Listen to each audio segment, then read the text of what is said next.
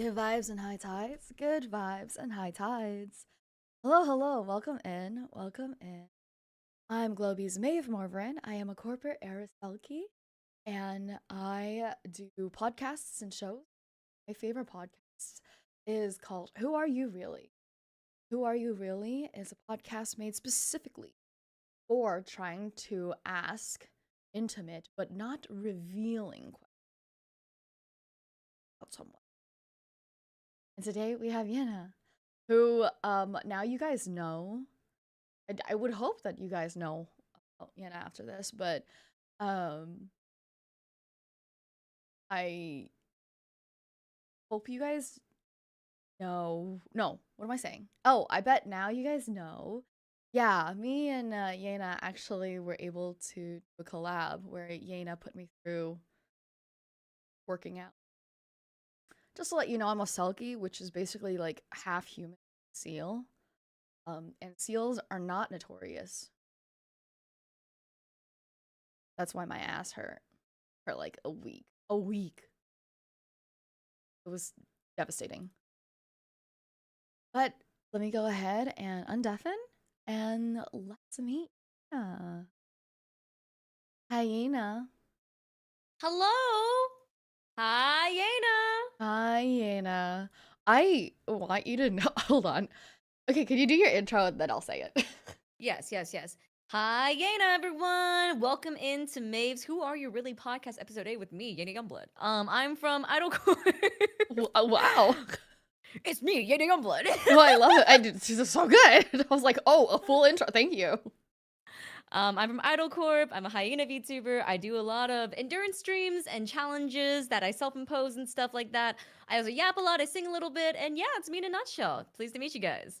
Nice. Oh my goodness, so clean. What a nice radio ass. What a my elevator pitch. Yes, I love it. You thought of a full elevator pitch. I come on here and I'm like, the first thing I do is yawn. So I can.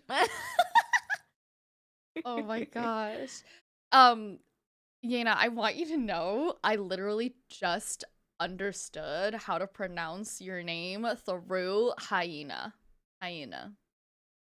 Well, it's okay. So the pronunciation of Yena isn't like in like hyena. Like obviously, Right. like it's supposed to be the Korean pronunciation. Like Choyena. Do you know who Choyena is? Nope. She's okay. So she's this. She's like kind of involved in a lot of like memeage around her name because a lot of people who like introduce her on like talk shows and like on those variety shows will be like, and here is Choyena, and stuff like that. So that's how I pronounce my name. But people call me Yena, people call me Yena, people call me it's whatever. It's whatever floats your boat, Okay, understandable. Because I called you Yena for like our entire friendship. Yeah. It's okay. And you have not Yena, changed anything. Yena, whatever you want. It's Okay, but like I respond to all of it. It's supposed to be Yena, right? Yena, yeah, like yay, nah. Yena. Yena. I want you guys to know the torso, because my community has never seen a torso like this before. This torso is real, by the way. I had the chance to touch it. It was the single most revealing thing that had happened to me within the last 6 months. Was she went, touched my stomach, and I went, okay. It was for educational purposes, guys. It was for educational purposes. So she could see the contraction of the abs, Yeah, I definitely saw a lot. It was great. It was great. Wait, Yana, I forgot. When did you start being into fitness and why? So I started getting into actually my story with fitness was a little bit of an up and down journey. So I when I was in college, I tore a tendon in my knee. It was completely just like it was a clean tear. It was really bad. It was for those any like fitness nerds in chat, it was the MPFL. And for those who aren't fitness nerds in chat, basically it's a tendon that runs from the top to the bottom of your knee around your inner thigh area. Or I guess like your inner leg area. And this tendon controls stability and making sure your knee doesn't go from like left to right. So you know how like your knee can go up Ooh. and down, right? That tendon makes it so that it's harder for your knee to go like left to right pendulum wise. So my knee was basically like swinging left and right at the hinge. Oh. Like if you try to do it right now with your own knee, it's pretty impossible. Right, You right. end up moving your actual leg because there is like a Oh, right. stability factor there. But I was like, I tore that tendon completely because of it was so stupid too. It was at an ice skating rink in New York, and there was this kid who was going like the opposite direction of the flow of traffic. And I was going really fast, and he fell right in front of me. And if hadn't jumped, I would have probably sliced off one of his fingers. So I jumped, but I couldn't land because it wasn't a planned jump. And I ended up landing basically, you know, the cute like the uwu pose where like the girls sit with like their knees like facing in, but then their legs are like flayed out. I don't know how to describe it. Like uh it's On like their they're sitting on their stomach? ass. Oh, they're No, no, okay. no, like they're sitting on their ass, but Uh, like their legs flare out. is I it don't know the how to describe is it. it like It's the like W toddler pose? yes, yes, yes, the Oh, okay, W okay. taller. Yeah, yeah, yeah. Uh-huh, uh-huh. But I landed like that. And I heard a pop. And Ooh. however, if you guys don't know, tendon tears don't cause pain. It's the swelling afterwards that happens around the muscles that make sure to like basically stabilize that tendon tear to make sure you don't get further injured. That actually really hurts. So it's the inflammation that hurts. It's not the actual tear that hurts. So I felt completely okay afterwards. I heard the pop, you know, I was just like, oh, maybe I like, you know, pop my back or something, like, you know, crack my back, whatever. Went on ice skating for another 2 hours, Oh and my then god. yeah, I went to a friend's dinner afterwards nearby, and I was like, oh guys, thanks for dinner. It was really great. I'm gonna go home now. Try to get up, can't get up. My knee's the size of a basketball, like it's so swollen. And I go Lord. to the ER and like all that stuff. But basically, that tear was so bad that I had to get reconstruction surgery and I had to do physical therapy for about a year. I wasn't able to walk for a year. Um, Wait, sorry, real quick. I yeah. have like a scar. Oh no, actually, it's like it's so negligible. Like the reconstruction is actually pretty easy. They just like okay, it's a little graphic, but they basically just they slice a slit on the side of your knee, and then Ooh. they're able to go in and like basically like almost like sew it together. Ooh. Um, but it's not like a very invasive surgery, and not like a knee replacement, you know, where they have to like, cut open your entire knee and then like have that flap of skin like open. But like it's a very much just like incision, where they go in and they like mess around a little bit, then they like close it back up. So my scar is actually almost non-existent. Damn. It's a very very faint line, but honestly could just be like mistaken for like a stretch mark. Okay. But So yeah, so it took me almost a year to start like running, walking again. And during that year in which I was kind of incapacitated, I gained a lot of weight because I was depressed. I couldn't like I didn't have a lot of self autonomy, and I wasn't feeling very good about myself either. And so I ate a lot, and I ended up gaining a lot of weight. After I was able to finally start working out again and walking again, I kind of like went from like one end of the spectrum to the other end of the spectrum, and I like worked out really hard. I dieted really hard. I got my body fat percentage actually down to like I think it was like 13% or something like that. wait, what? Which for As women a it's woman? really bad. I was gonna say as a Yeah. woman? As a for women it's Damn. really bad. For those who don't know, women have a primordial pouch, which is a lot of fat.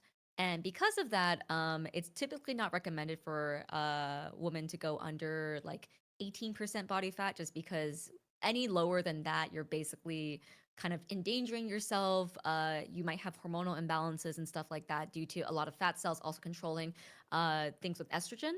But that's Fucking exactly what happened to what? me. I Wait, wait, sorry, hold what? on. Fat cells control estrogen? Well, not controls, but yes, to some extent, fat can be involved in the regulation of estrogen and other hormones. So that's why people who maybe are more overweight are more prone to like PCOS and like other hormonal issues, because your hormones can go out of whack due to the abundance of fat. But when there's an absence of fat, it can also cause you to go out of whack, which is what happened to me. I lost my period. So for a while, I was producing so little. My hormones were so out of whack that I wasn't having like my regular periods anymore. I was having like periods every 3 months. Damn, Um, that's ow, wow, that's terrible. Oh yeah, it was really no. bad. It was really bad because in my head, I was like I Ma'am, need to like, wait, hold on. I thought I was being so sarcastic. Like, why? What kind of huh? I mean, it's bad, like, health-wise, but not having a period kind of would be No, cool. no, it's really bad health wise though Oh, yeah, because right, okay. it goes to show that like you stressed out your body so much to an extent that it is now not doing what it's supposed to do, you know? Yeah. And it's really bad in the long run as well because like there's bodybuilders, like female bodybuilders who have experienced this where they like get down to so little body fat that they end up having like reproductive issues, like they aren't able to have kids because of like the issues with losing too much body fat. And it's a permanent thing, you know, like if you keep that up, it's a permanent thing. It's Oh, okay, very okay, okay. scary, you know. It's not something you can get back. It genuinely fucks with your like, you know, actual reproductive Like, issues. forever? um huh Like, forever? yeah, yeah. Oh, shit. So do you have reproductive issues? No, I don't. I mean, like for me, it was just like as soon as I lost my period, I was like, okay, something's got to change. This is bad, you know, like, and like this is actually one thing that I think a lot of people who aren't into like fitness don't really know. But people like if you see people at the gym who are like shredded, who like have like a six pack and they look like, you know, they have like crazy veins and stuff like that. There's a good chance they're one, not actually that strong, and two, not actually that healthy. Because a lot of like the aesthetic pleasure of like having abs, having biceps, having like, you know, the toned body, it comes from like salt regulation, water regulation, diet regulation, and a lot of that can lean on unhealthy. For example, there are bodybuilders who dehydrate themselves for bodybuilding contests. You know, they will purposefully not drink water to make it so that they are, you know, more shriveled up and thus look more toned, quote unquote. So when I like started learning more about bodybuilding and learning more about kind of like the adverse effects of like going too far into it, I quickly reevaluated kind of like my fitness stuff. And I started learning a lot more about technique, a lot more about nutrition and health stuff. And that's kind of where I am today. I focus a lot more about feeling good and feeling happy and feeling healthy rather than looking good. I still think I look pretty okay. Obviously, I still have fat deposits somewhere where I wish I didn't. But at the same time, I'm not starving myself anymore. I'm not purposefully making it difficult for myself to enjoy eating, you know? It looks Like I'm not amazing, and eating if I was white able to rice and bland chicken, you know? right, right. She looks amazing, and if I was able to kiss her stomach I just don't wanna be weird Thank and, you, like, thank you. ask in front of her, you know? But it's I'd probably lick something off of that. It's amazing. Oh my god, Miss Ma'am. Yeah, sorry, you I would say listen. take me out to dinner first, but you already kind of did that. So I mean, I guess we Oh are my there at god, a point of our yay! That's relationship, right? actually Yeah. so cute of us, really.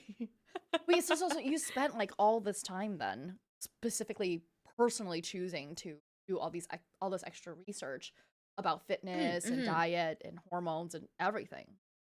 Yeah, because I mean, for me, it was sort of like I said, it was very like one end of the spectrum to the other end. I knew nothing about fitness. I started, you know, gaining weight. I started feeling bad about my body, and I felt like the only way to fix that was to just, you know, go into this like super hyper intensive diet with super hyper intensive workout stuff.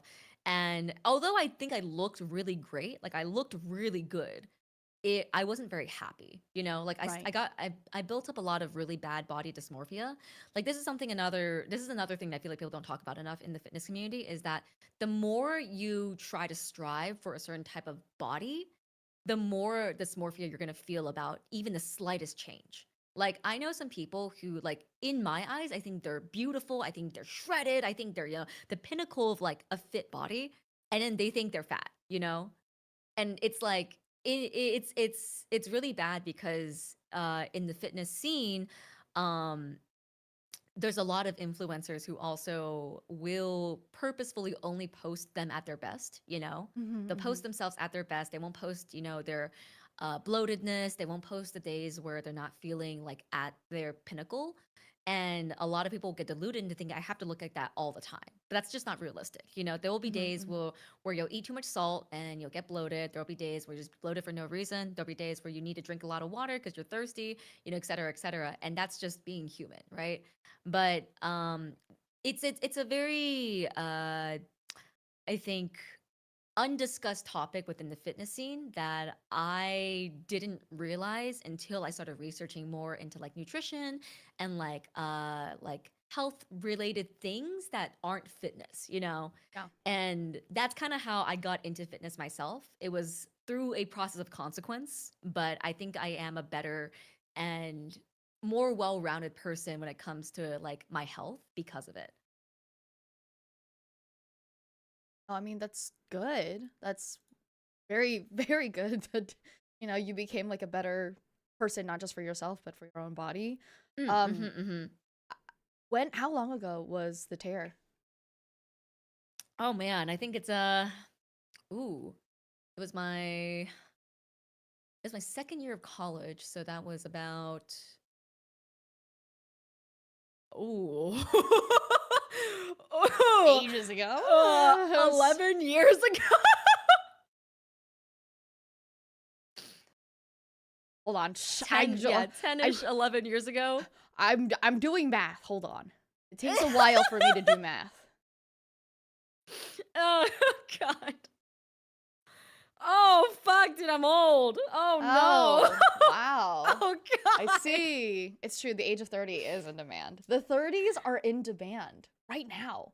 It's beautiful. Oh man. I love it. It's just it's so weird to me because like I don't want to say that I'm normie per se, right? But I think I do have a pretty like colorful life outside of VTubing. Like I have a lot of friends that don't like do streaming at all, aren't even chronically online. I have a lot of people who like basically the most they go online is for Amazon, And like all of those friends are like plus 30 plus. Like I just went to a friend's 10-year anniversary with their husband recently, and they announced that they were pregnant. Yeah,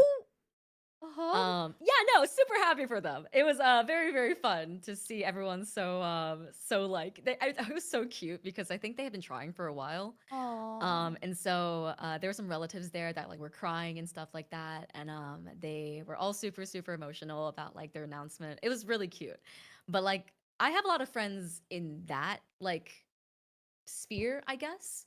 And so when people like in that friend group, I'm the young one, I'm the baby. Right. And like so when people call me a hag on stream, I'm like, I'm not a hag, guys. What are you talking about? Like I'm only 31. Like, what are you talking She about? specifically chooses to hang out with older people, so she is not the older one. Well,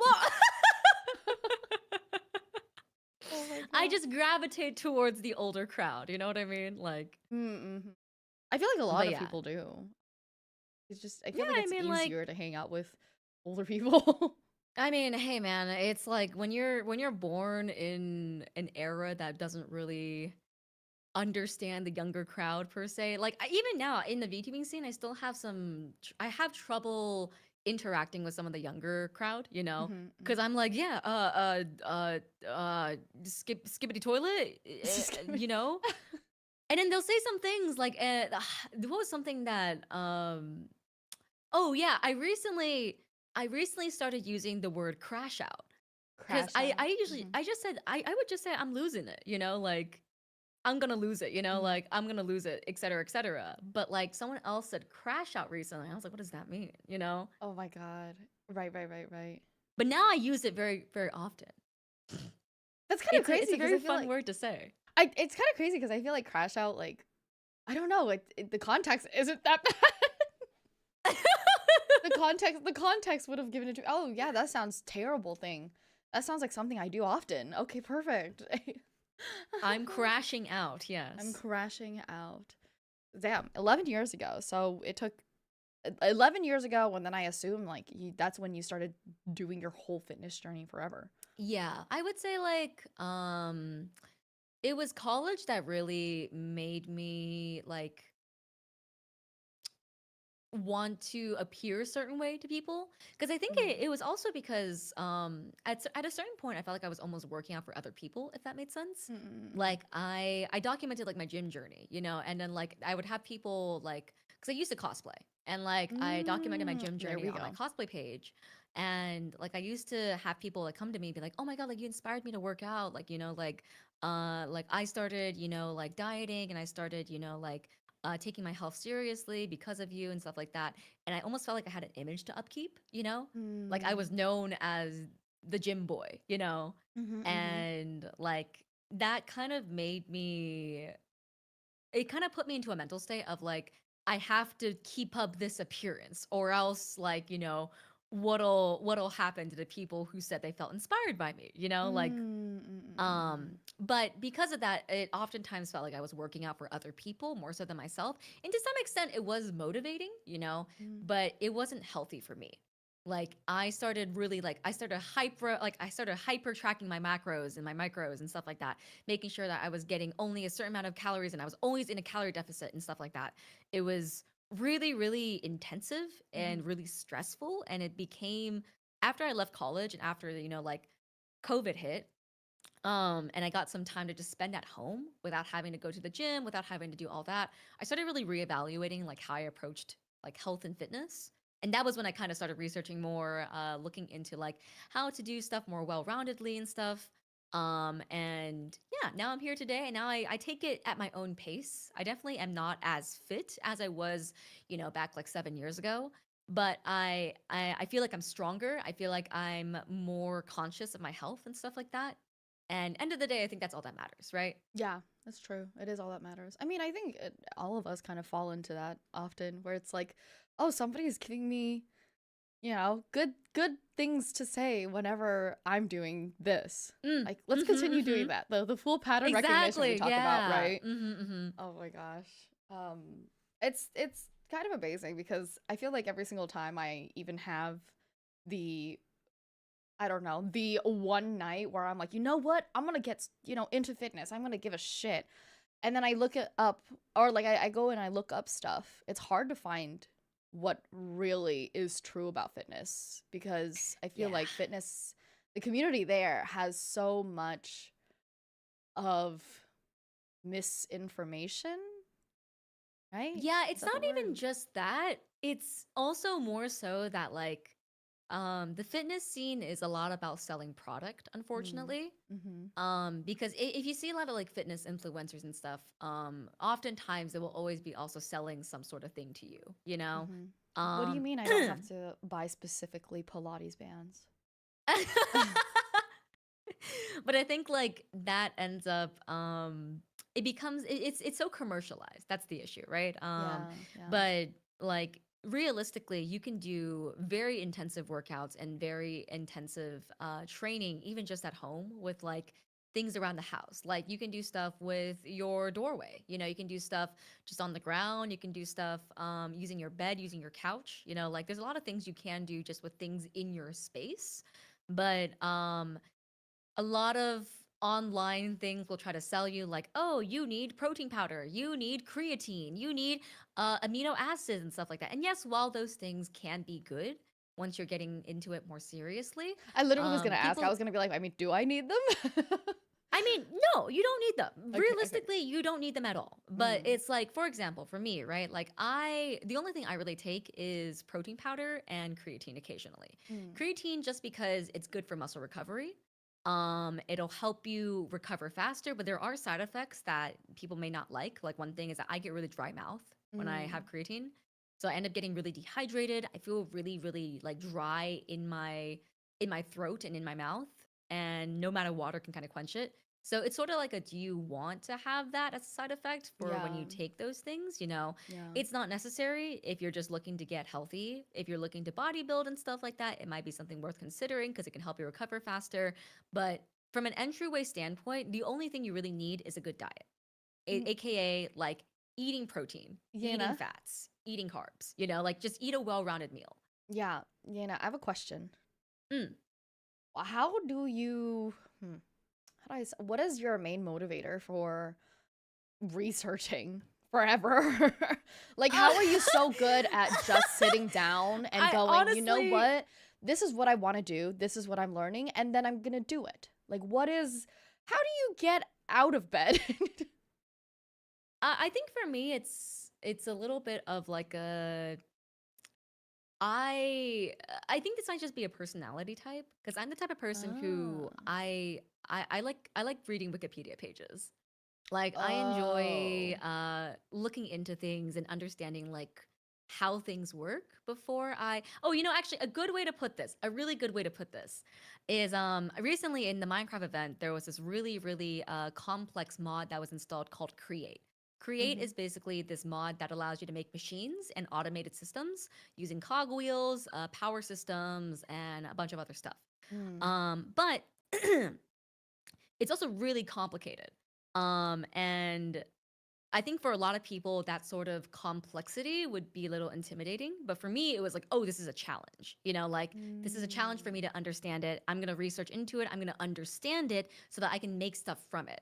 And that's exactly what I did. And I think I approach a lot of problems in my life the same way, where it's like, if I'm having trouble, like if I, for example, I'm working out too hard, my diet isn't working, I feel unhappy, I feel unsatisfied. What am I doing wrong? Let's research this. Right. But yeah, that's kind of like I think how I approach a lot of situations in my life. It's Like, a that's very like just research personally based. something that you like. You're Yeah, born it's a with very the researched freaking oriented and curiosity buff. directed type of yeah, exactly. Curiosity, yeah. But in Okay. terms of like motivation Mm-hmm. to like work out and stuff, I think one big thing for me is definitely like my personal health. Like I have a heart issue. I think I've told you this before. Mm-hmm. Mm-hmm. But my heart issue is kind of dependent on how strong my heart is. So the TLDR is I have a tiny little hole in one of my arteries. And depending on how hard my like heart pumps, um, I have less of a risk of blood squirting through that hole and causing a difference in pressure in the way that my heart pumps. Mm. So when that difference in pressure happens, I get these things called SVTs, which is called supraventricular tachycardia.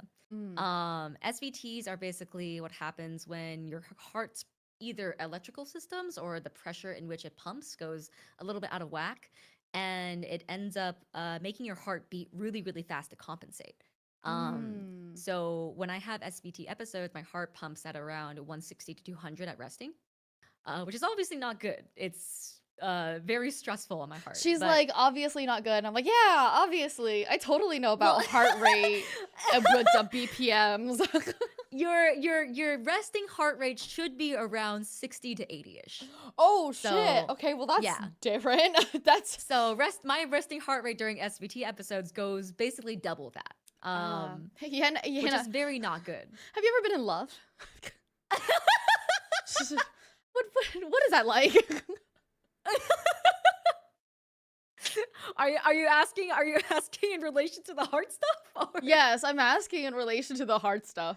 Like, has it yeah, ever I've been in love. happened where No. It doesn't happen like that. No, it doesn't happen damn. like that. Could you imagine though, you guys? I'm just saying, could you imagine she like just fucking kisses someone for the first time and this And then I out of start nowhere just like, keeling over and dying.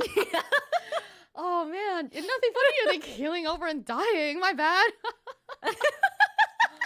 Oh my god. Honestly, if I kiss someone and they were like, "Oh, my heart," that'd be a great compliment to me. I'd be like, "Oh wow, I'm kind of Wow, my wrist be kind of." you guys chat. I think she likes me. You know what I mean? Suddenly out of nowhere. Yana, do you But want pups? So sorry, what? Do you want pups? Pups? Yeah. Like do you want like babies? children? No. Okay. I'm all good. Okay. I'm honestly all good, dude. See, because I was gonna say, like, can you imagine that? Yeah, that'd be Oh, sorry. terrible. Oh my god. Okay. I'm just like looking Yeah, so through the rest of basically- your life with that. Basically, like I don't want my heart to go into that state, obviously. So I keep myself healthy and I work out to basically lessen my chances of that happening in the future. So it's sort of like a preventative measure of being healthy and being like being healthy and being strong so that my heart can also last a long time. Because like, Mm. I wanna preferably live for a long time and preferably also live without like uh what's it called? Issues? Where like where you're like put into a nursing home or like facilitative support, something like Disability? that. Dis- I don't want to live needing like Help. a machine, or like going to the hospital Shit, like what is that every called? Yeah, I month or know what you're whatnot. saying. Assisted living. Yes, thank you. That's what it's called. Mm. No, hospice is if I'm dying. Oh, is That- it? That's crazy. hospice is if I've given up on life. Yeah, Yena, how do you not give up on life? I mean, I'm gonna be so for real with you. There have been multiple times that I have considered it, and Yeah. have tried to go through with it. But I think end of the day, it's more so of like I have a very combative personality where it's like if someone tells me you can't do something, I'm very much so like, well, fuck you, Uh, I'm gonna show you that I can now, you know? mhm. So it's kind of like living through spite a little bit. No, if it works, it works. I understand this actually. This is actually one of the reasons I'm still here also. Yeah. But like do you ever like you know, do you ever like is your favorite op yourself? You know what I mean?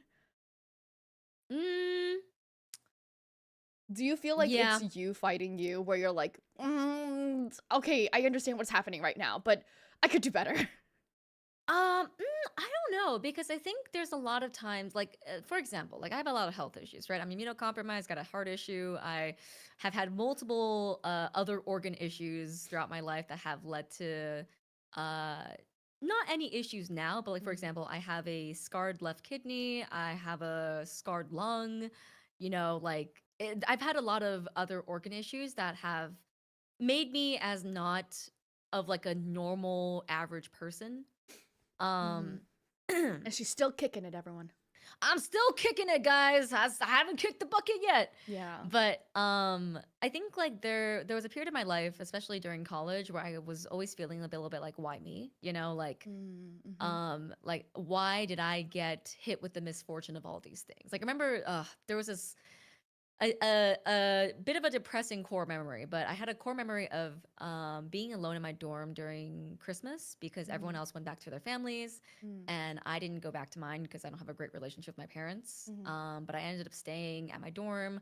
I took some winter courses, but I had a night where I was having a really bad SVT episode. Oh. And like obviously there was no one there to help me, like I had no friends around, I had no family around, and like I had to just take myself to the hospital. Like it was like snowing that night too. I had to walk myself to the hospital and then walk myself back, and it was just like a sort of why me moment, and I felt very vindictive against like the cards that I had been dealt. And I think I still feel that way sometimes, Mm-hmm. but it's less so of like I feel sad for like I feel sad about myself, but more so about like I wish I could experience like the typical average person's life experience, Mm-hmm. And I think I am getting there to some extent. I have a job where I don't need to go like into office, which is really good because that ways I can prevent myself from getting more illnesses. I have I have a great set of doctors now who uh like have been helping me through my asthma stuff and some other like hormonal stuff that I've been facing. And Mm-hmm. so like stuff like that has been great. This is all stuff that I didn't have access to when I was younger because my parents didn't really allow me to have access. Oh yeah, they were Um, the types that are like, nothing's wrong with you. You're fine. You're yeah, perfect. yeah. They were very much so the types to be like, here's the minimal care that you need to stay alive, and everything else is whatever. Like Mm. I think I told you about this about how like I visited the dentist first time when I was like 11 years old, I think. Shit. Um, and I think it was 8 cavities when I Oh first my visited my god. dentist for the first time. Oh And my like it god. was like I had been complaining about having cavities and like my teeth hurting and stuff for a very long time. Mm-hmm. My parents just didn't think much of it until like I one day just literally could not get up. Like I was having Mm. such bad toothache that I could not get up. And then Damn. they were finally like, okay, let's go to the dentist. But Mm. yeah, that's sort of like the state in which I grew up in, like, and I like the access to healthcare that I had. So now that I have like my own autonomy, I can choose things for myself. It's been a lot better, you know. Right, right. No, I'm glad. Um, I mean, I know you have a complicated relationship with your parents, and I can only assume that that obviously plays a factor into it. You know, it's funny. I feel like this, like my mom did something like that as well when I was younger, Mm. where I needed glasses, Oh and yeah. yeah, where I needed glasses, and I like would, I, I think like I kept sitting up front in class, so like I kept going from my seat over to where the front is so that I could take notes. And so my teacher told me, "Hey, you should go home and maybe ask to get your eyes checked." And so I told my parents, and my mom was like, "No, you're just acting up. You want to be like your Yeah, friends just and get squint harder. glasses." Yeah, she's like, You just want to get glasses like your friends. Like you want to seem cool." And I'm like, "What part of that seemed cool to you?" And then it started Yeah, happening as well. glasses are Like for nerds, exactly. I dude. was like, "What? Where in what fucking world is being called Four Eyes cool, mom? I don't understand this." You know?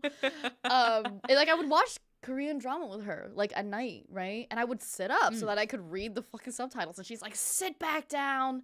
You know, you're acting up." And then lo and behold, you do the like yearly checkup, and both me and my younger Mm-hmm. sibling needed it. And my younger sibling's like 6 years younger than me too.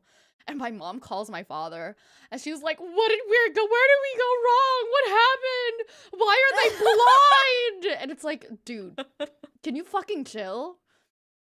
It's I don't know. They really think, I feel like they really just don't have any understanding of health almost whatsoever.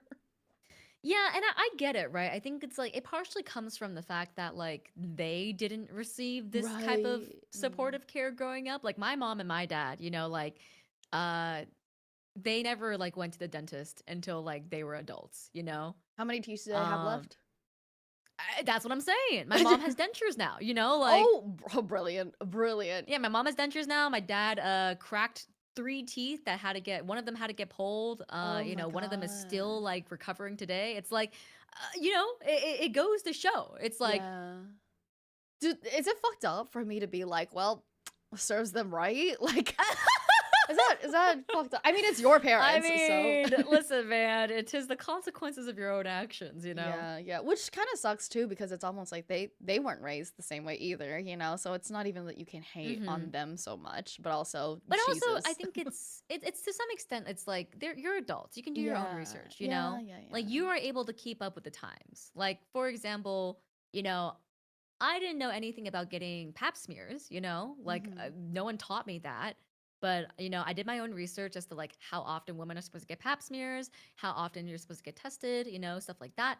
And I was like, "Okay, I'll follow this because I did my own research, you know? Like Well, you're just a and I think research like type. You're a freaking nerd, Yana.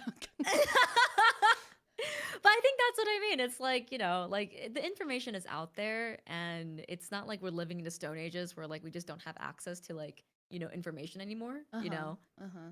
Like if they wanted to learn, they would. You know what I mean? Like it's I think to some extent just the old ways of being so stubborn in your habits and not wanting to like learn or like be open to new things. Mm-hmm. Yeah, I wish WeChat articles would talk Oh my about the importance of god. annual checkups and dental care. Oh my god, I love that. That's so funny. Like suddenly they'll actually care, right? Yeah, suddenly they'll actually care if that was the case. Yeah, yeah, Exactly. yeah. My mom can't assume that like she still I think asks for like why I take medication. But I bet like if I had just I don't know, some dumbass article on Facebook being like, "Well, this is exactly what mental health is. Thank you, father, for calling me right now." Dude, he felt it. He felt it.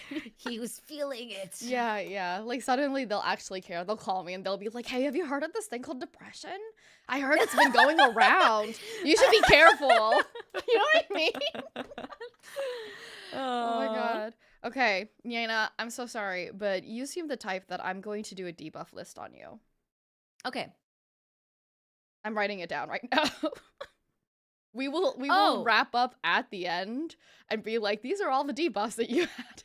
Oh, okay. Let's see. It's okay. Let's see Heart if I remember. issues. Yeah, we'll see Okay. if I tendon tore. That's already something right there. Tendon Um, torn, yes. MPFL torn, yes. Heart issues. I get SVT episodes, and I occasionally have PVCs, depending on. Oh, I never explained PVCs, huh? Uh, ma'am, PVCs. it's okay. It's okay, ma'am. It's at this point, You can I'm search like, it up if you want to. yeah. Search it up if you want to, you guys. Straight up, because I feel like at this point, it's just I'm looking at the doctor's list, you know. Oh my god. I've gotten 2 root canals due to issues with my teeth. Um, Immunocompromised. Is that the heart disease thing immunocompromised. or no? No, I just have low white blood cell count. So Oh, you my white blood also cell count have has low always white been blood low. cell count. Okay, Yeah. beautiful. I also wrote asthma on here. So Asthma, yes, that's another one. yeah. Scarred left kidney from a kidney infection I had when I was younger. What the dude? Scarred lungs from COVID. And also from a collapsed lung I had when I was younger.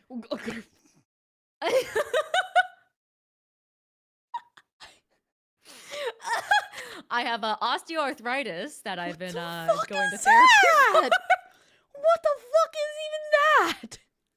Osteoarthritis is the slow degradation of ligaments between your joints. Dude, no wonder you have to like become the researcher, right? Because no. I'm dead serious. Like let's really sit down and think about it. All of these things are happening to you. Your body is pretty much like rejecting you. And your parents pretty much think that you're just gaslighting. They Yeah, basically. So who else is gonna take care of you but you? Exactly. Who else but me? What? How does that? I gotta be my own biggest fan, you know? Yeah, Yena. How has that affected you? I think mentally it was really difficult. And sometimes it still really is. Like there'll be days where I haven't had a flare up in a while because I've been pretty good about so osteoarthritis right now, it's not that big of a deal because I'm still very young. Yes, guys, I'm young, okay? I'm young. According to my doctor, I'm still very young and spry. Thank you. Yeah, she totally.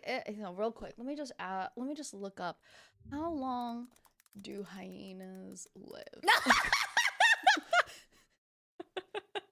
Oh, anyways, death is knocking on your door, lady. But okay. Oh my god. But yeah, no. Osteoarthritis hasn't really hit me that hard yet because I haven't gotten to the point where I need to get like surgery or anything like that. But I do have these really so I found out about this about a year ago, and the reason why I found out is because I was doing an X-ray of my hip. I was feeling something really weird with my hip, and I wasn't sure what happened. It was just giving me a lot of pain, and so we did an X-ray, and we found bone spurs on my hip. Bone spurs are Has like bone spurs on hips. Bone spurs are like think of they're like little tiny sharp bumps. I have never learned more about that my own biology than I did today. And I'm not even, you're not even done. Like, you're like, yeah, we're still going. what's even crazier is this, Yana. I'm sorry, like, I totally am, like, cutting in, but what's even crazier is this, right? You know everything about this, like, biology, physical-wise. You also studied neurological science. Yeah, you know, So, I don't know how to casually say this, but, like, do you what's love mentally life? wrong with me? Oh. Do you, like, do you love life? Cause I have less debuffs, and even I don't love life. I mean, I will say yes because I talked about this a little bit on member stream, but there was a point in my life where I wasn't expected to live past my mid-20s.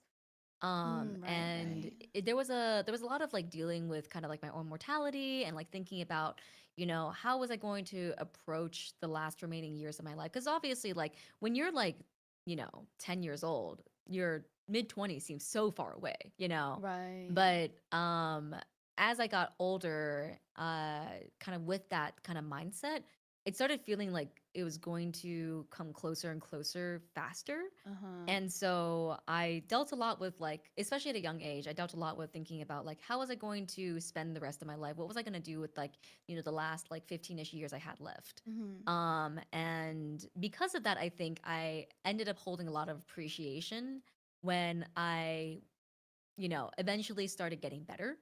Mm. Um, That's so so right. crazy because like you heard this and you were like, okay, I'm just gonna better myself. If I heard this, I would seriously consider all the things that would make it faster. I would be like, perfect. I only have a few more years to live. I might as well try crack cocaine. I know what I mean? Like, I'm. That's why I like ask you. I'm like, what is the main motivator for you not dying? Because I'm confused. I don't know. I think like I'm I think I have a very like so it was around like I would say 15ish that I found out that so okay, the main issue with my heart stuff was that they were afraid that the older I got and the bigger I got, the hole in my heart was going to get larger, and it would have Uh-huh. gotten to a point where it would have caused me Mm. more issues. Mhm, mhm. And like the projected growth of my heart would have possibly like made it so I wouldn't be able to live without supportive care into my mid 20s. And so that was Mm. sort of like a, you won't be really living, I'll be alive, but I wouldn't have been really living, No, quote yeah, you'll be unquote, surviving. yeah, I'd be surviving. And so for me, it was a lot of just like thinking about how was I going to spend the last few years of me being healthy, or Mhm, quote unquote healthy. mhm. And it was sort of like, I'm just going to do my best to continue living a normal life. Like, I want to continue going to school. I want to continue, like trying to make friends. I want to continue, like doing all these things. And obviously, like, it was a bit difficult because not every, 10-year-old, 10 to like, 14-year-old goes through a mortality like changing perspective Mhm. um at that age. So it was a little bit hard to make friends because, in my mind space, it was sort of like they don't understand kind of like what I'm going through because they didn't, like they no way they would have been able to. Right, right. Um but around 15, I went in for my annual checkup, and they started saying that the rate at which the hole was expanding wasn't as fast as they initially expected, and that there was a Mm. good chance that if it kept it up, that I wouldn't need to have any supportive care. I wouldn't need to have even surgery. I might still have to Oh. get open heart surgery down the road, like Mm. when I'm like 50, 60. Mhm. But as of right now, I am considered to be quote unquote healthy and normal. Like the only issues I Woo! have Let's is go, Chad! Woo, woo, woo, woo, woo! Healthy and normal. Never thought I yeah, was like the gonna hear only those words in this stream almost at all. the only issues I really do have now is immunocompromisation and some of like the asthma stuff. Mhm, mhm. Osteoarthritis also something I have to worry about in the future, but like I'm working on preventative care right now. I have a really good routine that I've worked on with a rheumatologist and a physical therapist. And I take baths very often to like make sure I'm, allowing my joints to relax and stuff like that, keeping inflammation down. Ah. So I'm doing a lot of preventative care right now, but Mhm. as of right now, I am considered normal healthy, except for some of the other side effects of asthma and Mhm. possibly having some PVCs and whatnot. But otherwise than that, I'm like doing spectacular right now. I haven't had an SVT episode in like I would say at this point like 5 years now, which is really good. Mm-mm. No, that is absolutely insane. It's just literally like sheer will and drive to want to stay alive from like a human body perspective, and that's it. Mm-hmm. That's Mm-hmm. I'm really happy that your mental is strong enough for that also. That you really pushed through all of that. We're I doing our best out here. We're doing our best out here. Your best is literally perfect. Your best defied logic here, okay? Aw, thank you, Yeah, Maeve. no, it's That's a really very sweet. no, it's very cool. I mean, I already thought you were cool like for the longest time, so it's really interesting because then you do all the other stuff that Oh, you think we've I'm talked about cool? too. Ma'am, I literally will lick your abs, and I there is so much feeling about you in my heart. Okay. Aw, thank you, Maeve. That's so Yeah. sweet. Yeah, of course. Wait, did I not make it clear here? Is that not was that not clear? No, it's just really sweet to hear from you, you know, No, you're like very cool. You're very cool. I always thought you were cool. I have a this is completely out of left field. What is the weirdest comfort object that you own? comfort object? Yep. Ooh, um, Oh, I love this so already. I used to okay, I still really love Yu-Gi-Oh! 5Ds. Yu-Gi-Oh! 5Ds was like my comfort show when I was growing up. Oh, okay. Bet. And like Yusei Fudo, like he's a character that's like very near and dear close to my heart because he's like one of those like, oh, grew up in the slums, you know, like had to overcome adversity, but still like, kept his good character and like didn't change for the worse despite it all. And like very much so like in a sense of like I related because Right. of like the type of character he was. But I loved Yusei Fudo so much that I actually ended up like getting really involved in the okay, so there's this one artist that draws a lot of Yusei Fudo fan art, but like in AUs. And I got Oh, really I love involved in that. the community I love AUs. that me and her became really good friends. And Mm. she ended up drawing me a Yusei Fudo like piece Mm. that I got on like a pillow. And so she Oh, like made that for me specifically. And so I still have that pillow and I've had it since I was like in high school. wait, that is so sweet. It's just the pillow of Yusei Fudo's face. That's it. That's literally it. But it's her art and it's Right. I like love it that. has a lot of good memories and yeah, I still have it to this day. It's meaningful. That's so nice. Well, I figured like yeah, Yeah. you have to have like a lot of comfort things still probably. Like do you know what do you do on your day where it's like, all right, today is a fucking no bones ass day. I'm how do you heal that? Oh, I watch Yu-Gi-Oh! 5Ds and I eat That's Chipotle. amazing. Oh, that's fire. Okay, bet. I love that. Hey, she's not that different from me after all, you guys. I order nachos and I watch queso, so Yeah, you know, like it's a comfort show for me. Like it's definitely okay. I would say like amongst my favorite like shows Mhm. from that era, like Yu-Gi-Oh! 5Ds, Death Parade, Kill la Kill, Mm, mm, mm, like mm. all have like changed my life in some way, I think. Would you Like go ahead, hmm? go ahead. Oh, I was gonna say, like Kill la Kill, I feel like was very much so like inspiring in the way of like how they like used metaphors and the storytelling of like how you need to like be your true self and like be not afraid to be vulnerable and stuff in order to like access your true power sort of deal. And then like Death Parade, I don't know if you ever watched it, but it's Mm-mm. about a girl who actually I won't spoil it because it has been a long time, but like it's about like purgatory. So it's about kind of like um how do you determine whether a person goes to heaven or hell? Mhm. Like, is it based on their intentions? Is it based on their actions? And you kind of go through the lives of a bunch of people who die and you see their stories and you get to determine like are they worthy of going to heaven or hell? It's really Mm. good. It's really, really good. That's kind of insane because I feel like that's like shows nowadays talk about that, but that seems so early. You know what I Yeah, mean? I think it was 2013 or something like that. I want to see when it came out. That's pretty cool. Death Parade 2015. 2015. 2015. Oh, wow. Okay. Yeah, I love questioning mortality and why I should stay alive. Yeah, Death Parade's so good. I love this show so much. I was thinking actually about rewatching it. I'm so sad I didn't get a sequel because it felt like they were gearing up for a sequel, but they never ended up doing it, I think. That's how I feel about Oron High School Host Club. We're the same person. We're obviously the same person, Yena. Yeah, I mean, we come from that same era, so I wouldn't be surprised. Oh my god. Wait. No, it's true. I'm old. Oh, it's true. I'm old. Never mind. I was like, wait a minute. I haven't told everybody I'm old. And it's like, that's okay. I think it's obvious at this point. I mean, I think based on your interest, I think it's obvious. My intro. Oh, or on High School Host Club. Or on High School Host Club as Boomer at this point, dude. Come on. Oh Is my that god. Okay. All right. Anyways. I figured that, you know, you probably know yourself so incredibly well because of how much you, not even just like in a logical sense, like a technological sense, right? Or a technical sense. It's just you personally and mentally.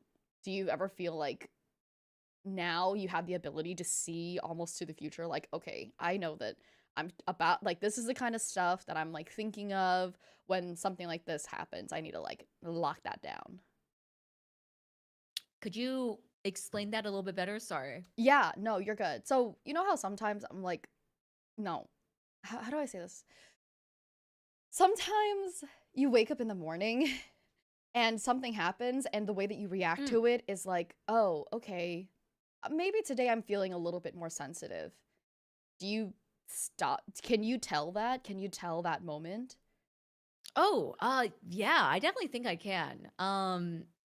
Like I think it comes with the territory of just depression in general, where it's like sometimes you'll just wake up and it won't feel like it's the right day. You know what I mean? And I think it's pretty easy for me to tell that. And I'm still kind of working through how to navigate that myself.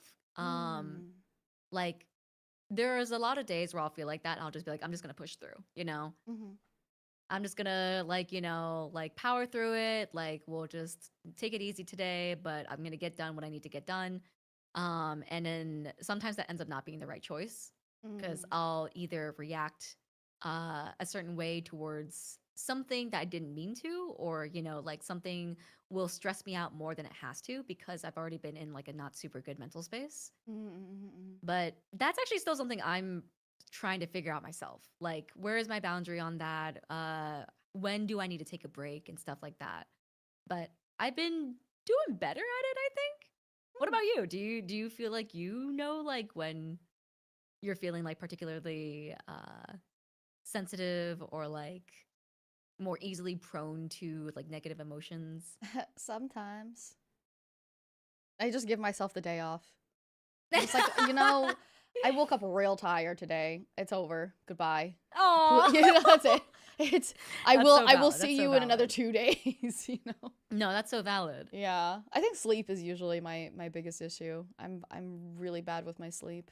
Even though so Like it's really bad with the sleep schedule, or yeah, yeah. So I work a lot, right? And a lot of my mm-hmm. works are all different projects with different companies and stuff like that. You know, it's a lot of overnight and global deals and stuff. So I see, I I think like see. yesterday I had dinner and then I took like a fat nap because I was exhausted, and then I woke up for a meeting.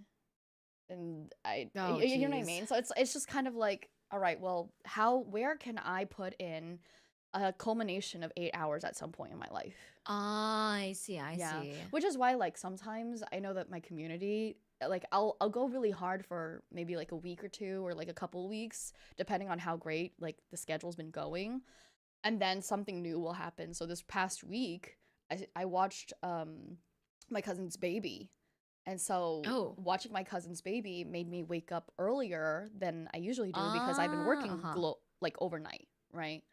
And Mm. so yesterday I had to cancel my stream because I just needed that extra like extra day of just sleeping in or whatever, Yeah, that's right? so valid. That's so Yeah, so valid. sometimes I'll go do those things, and then I'll go like 3 or 4 days straight of like, please don't exist. So exactly. I mean, hey, I think that's needed sometimes. I mean, I've always been, I think, a little bit insecure about taking days off. Mm-hmm. Especially when it comes to streaming, where it's like you have that insecurity of like people are gonna forget Yeah. me, Mm-hmm. but I've been trying to be better about it because I realized that a lot of times I end up pushing myself on stream and I end up not Excuse me. being as entertaining as I would wish I Mm-hmm. was. Yeah, yeah, yeah. Because it's like And it's like, at the end you push yourself and it gets worse. yeah, mm-hmm. Like you try to rationalize, like, being on stream and being able to do this stuff because it's like, oh, it's just gaming, right? It's just, like, it's just having a good time on stream. It's nothing crazy, but it is like something that still requires, like, mental effort and like mental regulation, I think. Yeah. And there have been times where I like find myself like being like, man, I really shouldn't have streamed today. Like I should have Yeah. just taken today off. Yeah. I think that's the hardest part, especially when Mm-hmm. because people talk to content creators and streamers as if like we're just hanging out for real. But there's Mm-hmm. obviously like preparation. There's thought behind everything. Yeah, no, Yeah. what's something you're procrastinating on? Something I'm procrastinating Yeah. on? Oh God. All of my projects right now. When do you do you come up with your own projects mostly? Yeah, mostly. Okay. How do Most of you them are self-led, if that makes sense. Mhm. So like I end up doing most of like the organizational work for all of them. Mm. Um, but I've just been playing Minecraft for the last 2 weeks, so I haven't done any work on any of these things. Mm. So actually, after the this thing right here, right now, I'm actually gonna go and lock in and just Oh like yeah, you did say that. organize all of my projects and make sure I'm not missing anything. um what was I saying? How do you get into like do you have brainstorming time or do they just come sporadically? I would say that a lot of my projects I start up just sort of as like I feel like I want to do this thing, and so I'm gonna start it up and I'm gonna force myself to do this thing. You know what I mean? Like, Oh. for example, like covers. Like, I'll be like, you Mm. know what? I want to cover this. All right, I'm gonna start this up. You know, like, and we'll like work on it as we go. Because I feel like if I think on it too much, I'll be Mhm. like, oh, maybe I shouldn't do this, or maybe I should do something else. Like, put my effort somewhere else, et cetera, et cetera. But like, if I just force myself to start the project up, at least it'll be there in my to do, and I'll be like, all right, I started this up already. I can't back out now. I have to just do it. You know, like, Damn. How long is your to-do list? oh, oh Oh. God. Oh, it's so bad. Oh, it's so bad. Oh my God. Do you ever feel do you sit It's down and okay. just like the other week I had written down all the different jobs that I've accepted and I Mm. tried to like put them in order of like okay, what can I do first that like all right, I can close off that project and then toss it so that I don't have to worry about it for Mm. another Mhm, whatever. mhm. Um and I started realizing I was like okay, because I started realizing that for the last year, right, I've been overworking and saying, oh, well, I just like to work. I just keep like the fun excuse of like, yeah, I'm just a workaholic, right? Mhm. And then after I saw all those things that I put down, I was like, Jesus, Lord and Christ, stop saying yes to all the projects that come your way, you stupid bitch. Because like half of those are also, personal projects, right? Things Mm, that like mhm, I'm like, mhm. oh, that would be brilliant if we did this, blah blah blah, and then you would just have sit there. What do you feel like you look at this list and you go, I do too much ever? Yes, but also I have really bad ADHD, so I can't. ADHD. Okay, perfect. Yup. Mm-hmm. I have really bad ADHD, so when I work on stuff, I can't work on stuff for too long at once. Mm. So like for example, like I have a few different video projects going on right now. And for me, I have a really hard time uh sitting down and just finishing each one individually. It's sort of like Mm-mm. I lose interest in this one, so I'm gonna move on to this one and do some work on this one. And I lose interest in that one, I move on to the next one and do so it's like it works better for me. Uh-huh. So I can direct different types of motivation to different projects when I have it. Mm-mm. But no, I don't think this is too much. Like, I don't think what I have right now is too much. It's just that with some other stuff going on in the background and also with the Minecraft event, I just haven't had the time to sit down and like actually tackle any of these. Mm-mm. Have you had But a moment in time where you looked at your to-do list and you were like, I need to be kinder to myself? in college definitely yes, cuz Mm. college I was oh my god, I was doing an internship, I was working a job, and I was also doing a double major. So, it was sort of like a ooh, that's a lot of stuff. Yeah, But also, yeah. I don't know if I can afford not doing any of this stuff. But Mm. definitely, so for college, it was a bit of a weird situation because I went to college on a full ride. Mm. But I went on a merit-based full ride. Right. So I had That's to keep up understandable. a 3.75 GPA or higher, Mm. um, in order to keep my scholarship, or else I would drop out. So Damn, it was and pretty she's smart too, you stressful. guys. For real. God. Nah, just a little bit of a tryhard. I don't actually consider myself to be super smart. I think I'm kind of spacey, honestly. But I enjoy trying hard on things that give me tangible results. Mm. But because I had to also work a job to pay for rent because my rent wasn't covered in my scholarship. Mm-hmm. I was working a job, doing double major, and also working an internship for a lab that I was hopefully going to work at after, after college, which I did for a while. But it was really, really stressful. And I remember looking at my to-do list and I was just like, after college, I'm giving myself a year to just do nothing. I'm just Oh, I gonna work love and that. that's it, you know? Yeah, yeah, yeah. Did you? Yeah, I did. And then COVID hit. And I actually was doing nothing for a while. Damn. Oh, could you do me a favor and could you just lean in real quick? Yeah.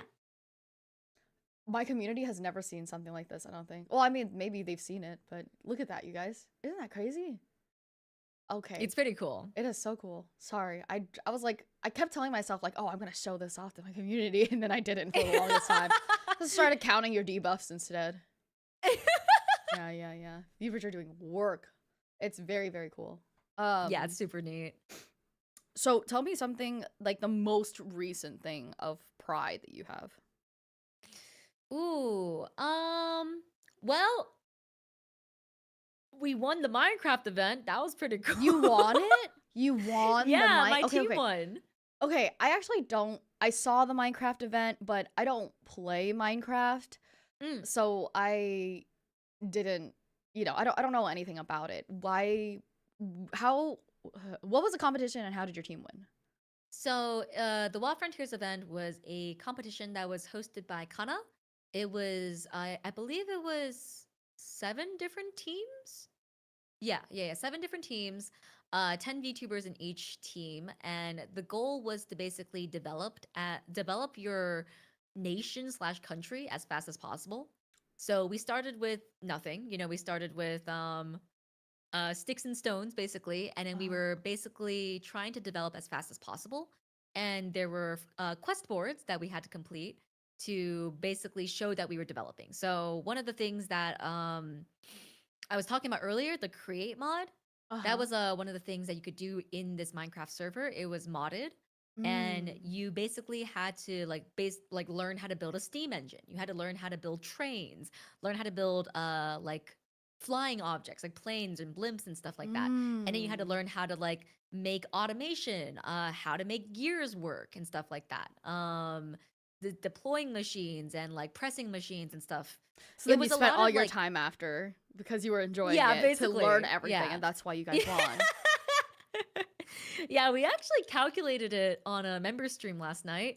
So my team ended up winning with 1,010 points, which was, I believe, 200 more points than the team after us. Jesus Lord. Yeah, about 800-ish, yeah. But we calculated it last night, but I alone with the so I focused on going to space. So I focused on making rocket ships and making spacesuits and going to like Mars, the moon, Venus, Mercury, etc., etc. And then I also focused on automation processes like making steel, making tungsten, distilling oil, finding oil, making pressing machines. Yeah. I'm just kidding. Okay, But yeah, so we calculated it last night, and I contributed about, it seemed, 350 points to the team. Damn, so I was like, okay, I feel pretty good about myself. That's crazy, actually. Yeah. I was pretty happy about that. I wasn't expecting us to win. I'm going to be so for real. I was putting in a lot of effort just because you yourself was a third of the points. Well, okay, I was putting in a lot of effort because I felt like everyone else was also putting in a lot of effort. And I was like, oh, I gotta like, I want to like help my team out. Like I want to make sure I'm putting as much time into this as other people are, Right. But it just so happens I did not expect to win. Yeah, it just so happens you're incredibly smart and knowledgeable and very well self-regulated. Oh my God, stop gassing me up. And autonomous, and so you know how to properly use yourself in an efficient way. That's kind of amazing. I don't need to gas you up. I think someone said in the chat, but I think a lot of people put in a lot of effort Mm-hmm. in other places, Mm-hmm. but didn't realize how like heavily the quest weighed on points. Because it was Mm. like it was a lot of points from the quest lines. I see. I see. Okay. So yours was kind of like along the quest lines a lot? Yeah. So like Ah. I don't know how to play Minecraft. Like this is my first time actually playing on a server. What? Oh my Um goodness. And you just went for yeah, it? I've never played vanilla. I've never played modded. I was just like, all right, let's just Let's just say fuck it, we yes. ball, you know, Sure. like. Oh, crazy. But when I was reading through like how the point scoring system worked, I saw that like each like quest line like completion was worth a point. And then I Mm-hmm. saw that so the moon and space quest lines, there were 6 different boards, Mm-hmm. and on each 6 boards there were at least, I would say, like 10 to 15 points that you could get. So Mm-hmm. when I saw that, I was like, I'm gonna immediately go for like moon and space, you know? The Because efficient that seems points. to me it's the most efficient way to get points, you know? Mm-hmm. Mm-hmm. Damn. That's Y'all do not compete against somebody with a neuroscience major, will you? Because I think she kind of knows shit, bro. I mean, Do you know how to listen, man, hack your brain? no, I don't know how to hack my brain. I don't think that's a real thing. No, but you know how they say like it's like chosen gaslighting, right? Where you sit down and like you know exactly how to talk to yourself to say, actually, I'm just being a bitch. Let's go. Like, do you do that ever? I think that's just gaslighting yourself. I don't think that's hacking your brain. Oh my god. Well, my gaslighting usually isn't as productive, right? My gaslighting is like, actually, you've done so much today. Take another nap. You know? No, I think that's self-care. I think Oh, that's necessary self-care. that's so sweet. Did you watch movies, I think Jada? I do watch movies, yes. Did you watch the Minecraft movie? No, I haven't yet. I was thinking about watching it with my community once it comes out on streaming services. Oh, that's so nice. Okay, okay. See, you said like this is your first time like joining a server and playing Minecraft, but Mm. seeing how absolutely obsessed you were because I saw all your tweets about Oh, Minecraft. Every single yeah. one of your tweets I saw about Minecraft. I thought that you were like a big like super big Minecraft fan or something. No, no, no, no. This is my first experience like getting into a server like this. Mm. It was really fun though. Like I wish I got this experience back in like high school, you know what I mean? Mm, mm, Like I wish mm, these mods and stuff like that were available when I was younger, because I know I would have spent my entire summer on this. mm, But mhm, like, mhm. you know, I get a chance to do it now with streaming and stuff, so it's not too much different. Right, right. I mean, it is very. I feel like a lot of streaming ends up kind of healing the inner child in a lot of different ways, right? Mm-hmm. I think Mm-hmm. like through streaming, I found like Papa's Cheeseria, the Papa's games. Have you heard of them? They're No. literally just Papa's Cheeseria. Papa's Cheeseria to go. yeah. So Uh-huh. it's literally the Papa's games. Literally is just a bunch of games of running different kinds of restaurants, and Oh. all they do is literally just you make the sandwich that a customer does, right? Oh, And yeah, interesting. so it's almost like you know how like Diner Dash used to be, where it's Uh-huh. like time management games. Is this like an old thing? That's like a flash game. It's kind of old, I feel like. But recently, I was able to download it, and I started playing it in between some of my tasks at work, and I was Mm. like, it's interesting to me also because then I sit down and I'm like, huh, I wonder why time management games is like I'm obsessed about that, like simulators and time management games, blah blah blah. But also it's like, wow, this is so fun. It's nice to just sit down and play games, you know? Feels like I haven't done that in ages. You know what I mean? I know, dude. Mm. I do enjoy streaming for that aspect of like just being able to sit down and play like the games I want to play, you know. Mm-hmm. Mm-hmm. Yeah. No, Mhm. it's nice. So I can completely understand it. Of just like, man, I wish this was what it was like before. Yeah, I wish I had access to these things when I was like a lot younger, but also, you know, we have a streamer job for the reason of playing games, so might as well keep playing those games. It's true. It's true. Also, like if you did, I don't think you would be as half as powerful as you are now. Definitely approaching the create stuff. I don't think I would have had the motivation to do so when I was younger. That's So what I'm saying. I feel like after all that you've had to go through generally in your life, that's what pushed you to think, like at any moment in time now, probably this idea of like, yeah, I've done worse. We've done worse. We've gone through worse. yeah, we've done differential mathematics. This is fine. We can do Oh this. my god. She's starting to speak in tongues, you guys. Differ who what? Oh my god. Do you use your, because you have the full degree, right? In Yeah, I have a full degree, unfortunately. neurological science? Is that what it is? Neuroscience. Yeah. Neuroscience. Do you use it? No. No. I haven't used it for God, I think like 7 years now. Hey, Yana, 6 years? 6 years. About 6 years. do you cry when you watch like the shows that you like to watch? Um, sometimes. Mm. Like I love Dungeon Meshi Mm. because it's I don't have you ever watched it? No. So Dungeon Meshi is a show that I would say the main takeaway, like the main moralistic takeaway is uh we eat to survive and thus we must fight to survive. Like we must fight to eat. Mm-hmm, And it's very much so a show that gives me very like swelling feelings of like you need to live. Like you need to live because you need to survive. mm-hmm. And like I love that show for that reason. And I sometimes get like not even sad tears, but just like emotional tears because of how like inspiring some of the scenes feel to me. Mm-hmm.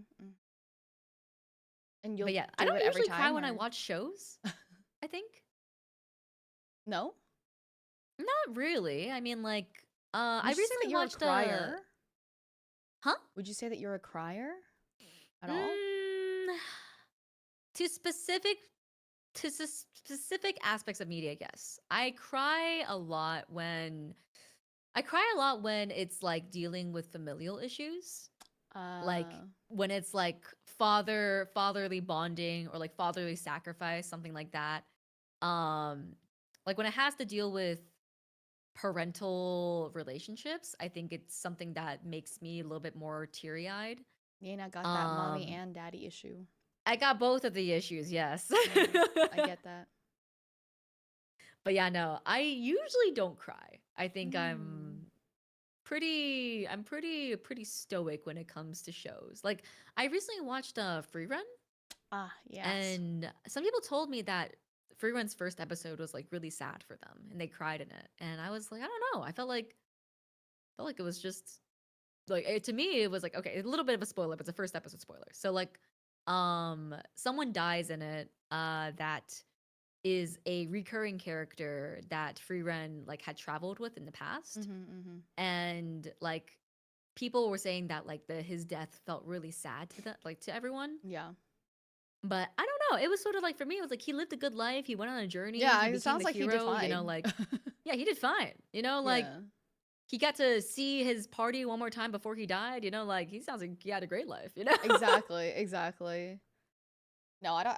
I agree because I did watch Rerun, but I I feel like death is not sad. It's just yeah, something that especially when it's happens. death. Especially when it's death of a character that Like obviously lives a long lived a full life. life. Yeah, You know, lives a yeah, full life. You know, dies from old age. You know, like it's not tragic. yeah. It's not tragic enough. I need them to have like a, many illnesses all at once. Okay. Cancer, amputation, Yeah, exactly. Exactly. depression, being bullied online. Girl, you have to hear this. I think the very first time I ever cried watching anime was Sword Art Online. Sword Art Online. Yeah, I know. Wait, what scene? It was that one arc with the girl who does have, like a chronic illness and lives her life online. Do you remember that arc? And then she has Oh, this like whole monologue about life and is it? my Is that in existential season ass. 2? I don't know. I don't remember. I didn't watch past season Mother's 1. Rosario, they said. Mother's Rosario. Yeah, I think I can't even remember now, but I'm an existential ass motherfucker. Like earlier somebody said Albert Camus and I was like, "Yeah, Albert Camus, let's fucking go." Um I'm existential as hell, so I don't remember what she said, but literally as she's dying, she like speaks a whole thing about life. And it's very great and Mm. embarrassing because at that time it was me, my sibling, and the person I was seeing, and I was bawling. And that's the Aww. yeah, but it's also ridiculous because then I watch Reread and I'm just like, all right. But then I have to tell everybody, yeah, the first time I cried in an anime because of an anime Was is Sword Art Sword Art Online. Online. It was terrible. Yeah, I understand that though. Very Yeah, I like don't think I ever specific. watched this. Well, now you have I to. never You watched know? past season 1, so. It's, it's okay, doll. I will never ask you to do that. I would never put you through that.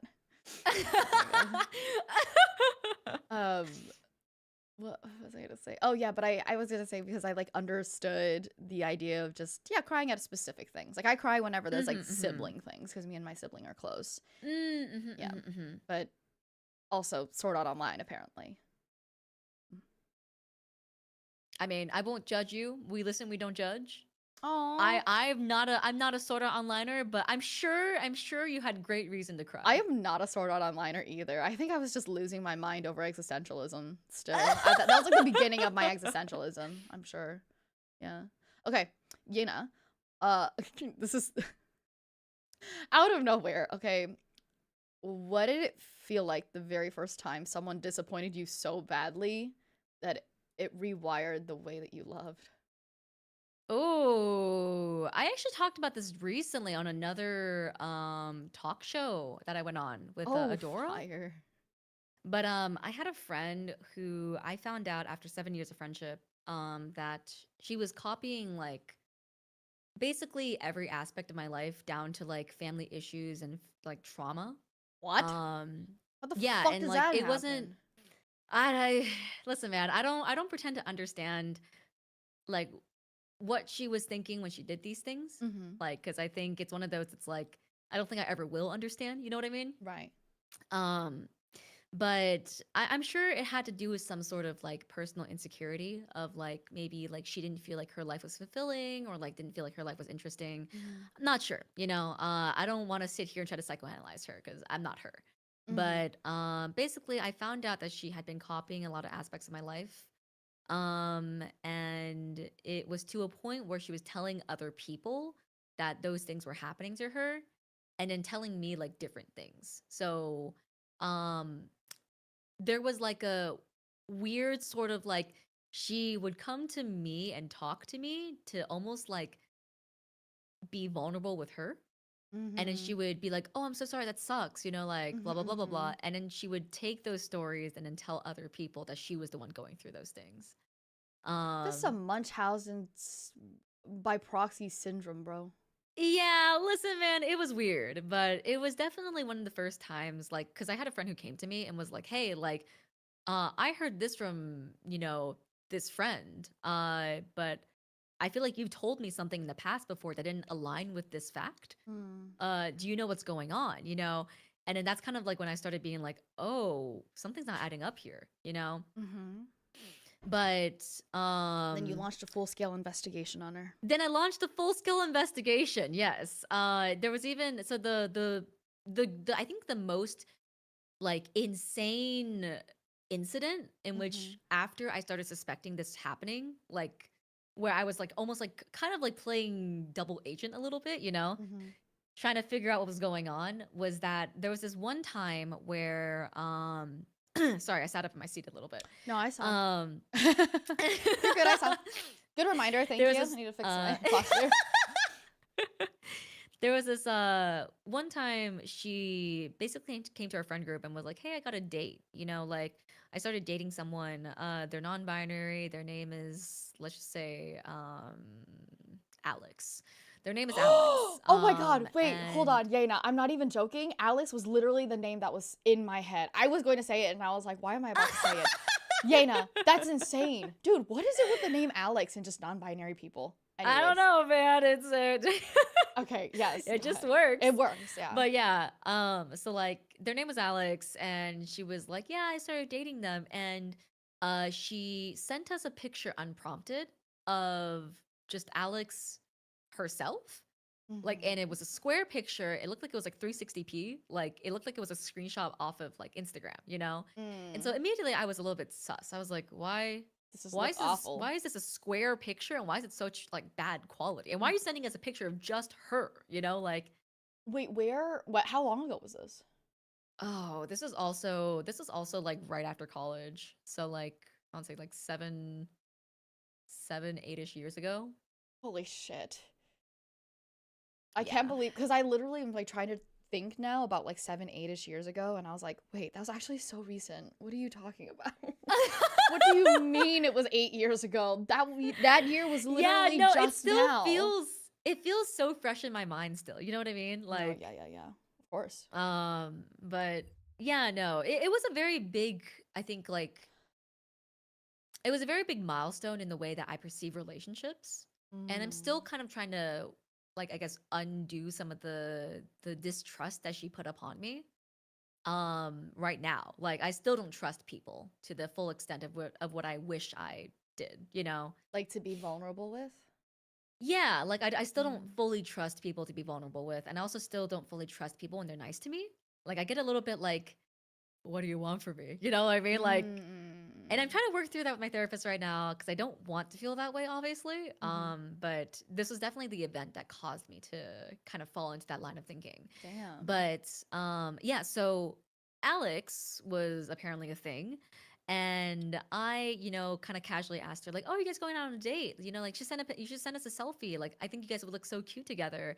Kind of just like trying to encourage her to show that they were actually together. Because I think Mm-hmm. at this point in the quote unquote like investigation, Mm-hmm. I was still hopeful that it was just my misconception Mm-hmm. and that I There's just some was, kind of being miscommunication. yeah, maybe there's some kind of miscommunication. Maybe like I was being a little bit too skeptical. Like, like I was still hopeful that it wasn't the case that I was thinking, you know? Mm-hmm. And then when I asked for a selfie, she was like, "Oh, like, Alex doesn't like being in pictures, so like I don't think we'll be taking, a selfie together today just because it's our first date and stuff."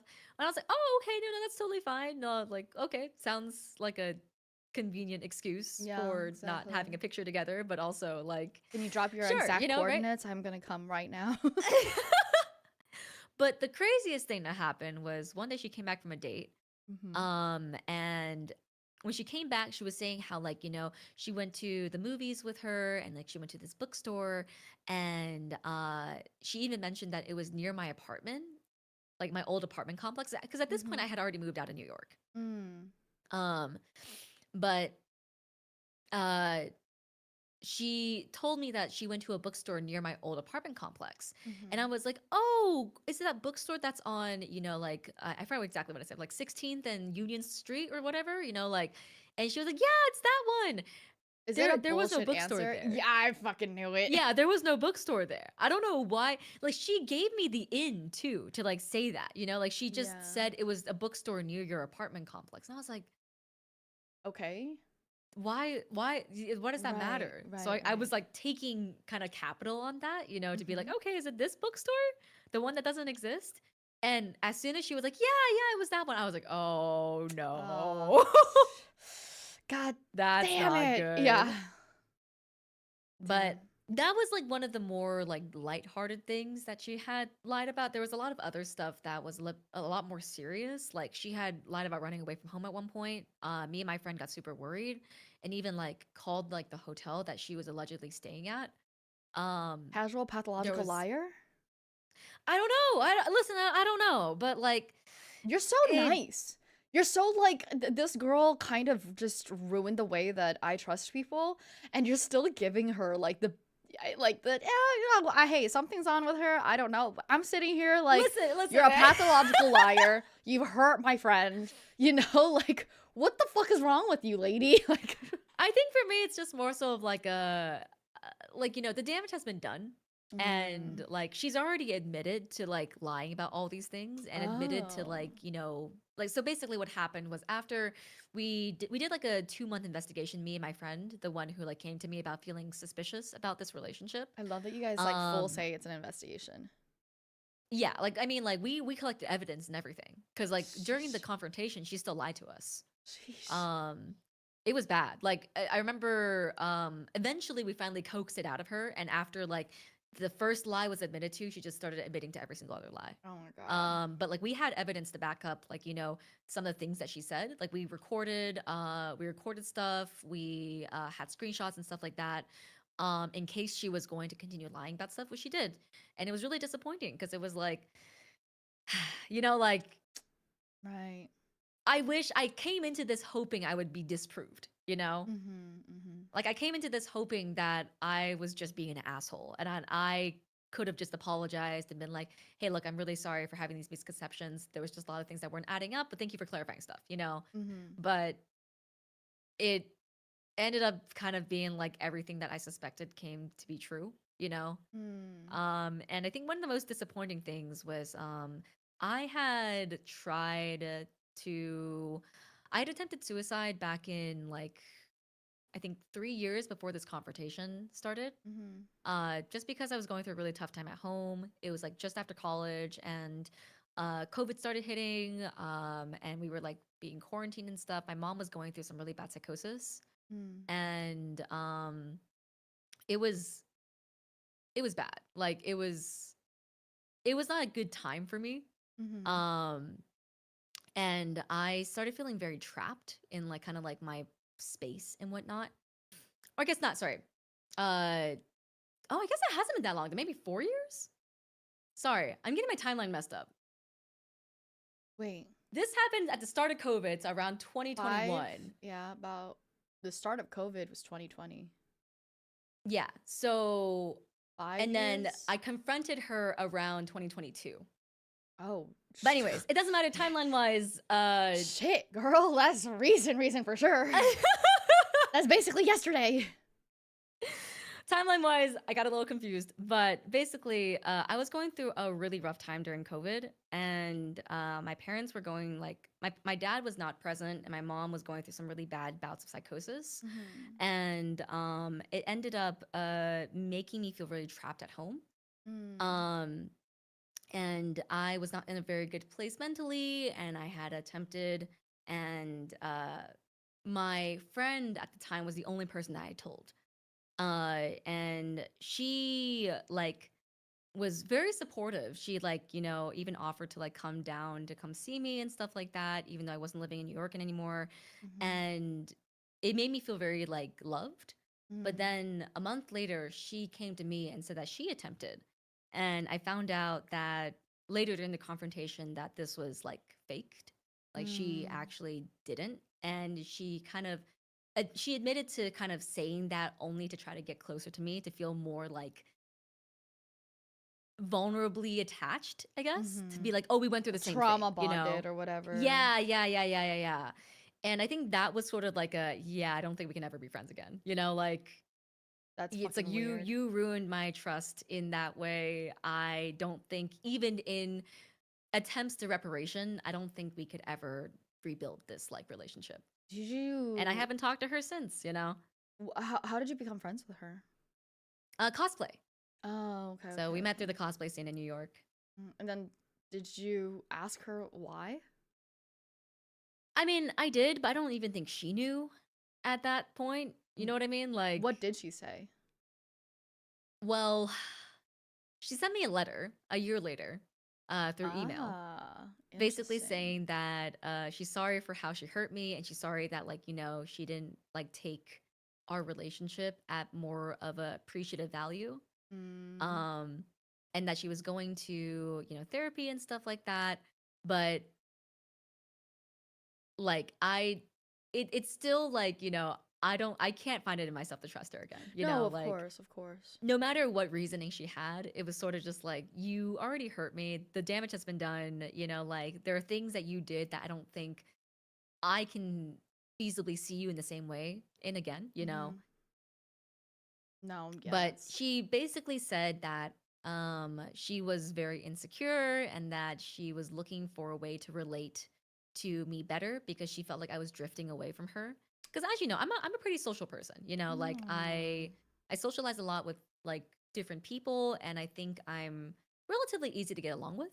Mm-hmm. Um, but I think she, especially when the VTubing stuff happened, she joined me in it, and I think she started feeling a little bit Ooh. like threatened because I was like making friends with other people. Envy. Um and I think that's like that's my psychoanalysis of what happened, you Mm-hmm. know, like, and Mm-hmm. I think she was doing all these things to like try to keep me with her, to be like, Mm. I'm like the only person who understands you. I'm the person who's like knows you the best, you know? Mm-mm. But Do you yeah. still run into her? Is she still in the scene? No, no, she's not in the scene Oh, okay, anymore. okay. I was like, can you imagine if people just didn't know and then it'd be interesting. I mean, even if she was in a scene, it's one of those things where it's like I would never like, you know, No, speak poorly upon other yeah, you're a people. You know, professional. like yeah, it's like if she wasn't a scene, we wouldn't be talking about this right now. You know, No, of like course, of course. Yeah. I just I I guess I like didn't put two and two together. I guess that would be right. You know, every yeah. single time I speak to you, I think about sushi. I just realized that. I was like, sushi sounds so good. I yeah, wonder sushi is why. great. I wonder. Mm. Good guesses. It'd be interesting. Huh? I just like fish. I mean, the two times we've hung out together, I think we've gotten sushi. So It's true. It's true. But um, yeah. No, I really can't believe that is. It's really interesting to me because knowing your history in general, like with your family and everything, it's I don't know. Maybe it's like because you grew up with that, so it's different. But I didn't expect it to be something so recent and so like in your adult life, you know? yeah, I didn't. I think in my head it feels like it's been so long, which is why I was like, oh, it's probably like right after college, right? But no, it was pretty recent. Yeah, Mm. 2022-ish, so about 3 years at this point. What about your other friend, the one that was doing the investigating with you? Are you still friends with them?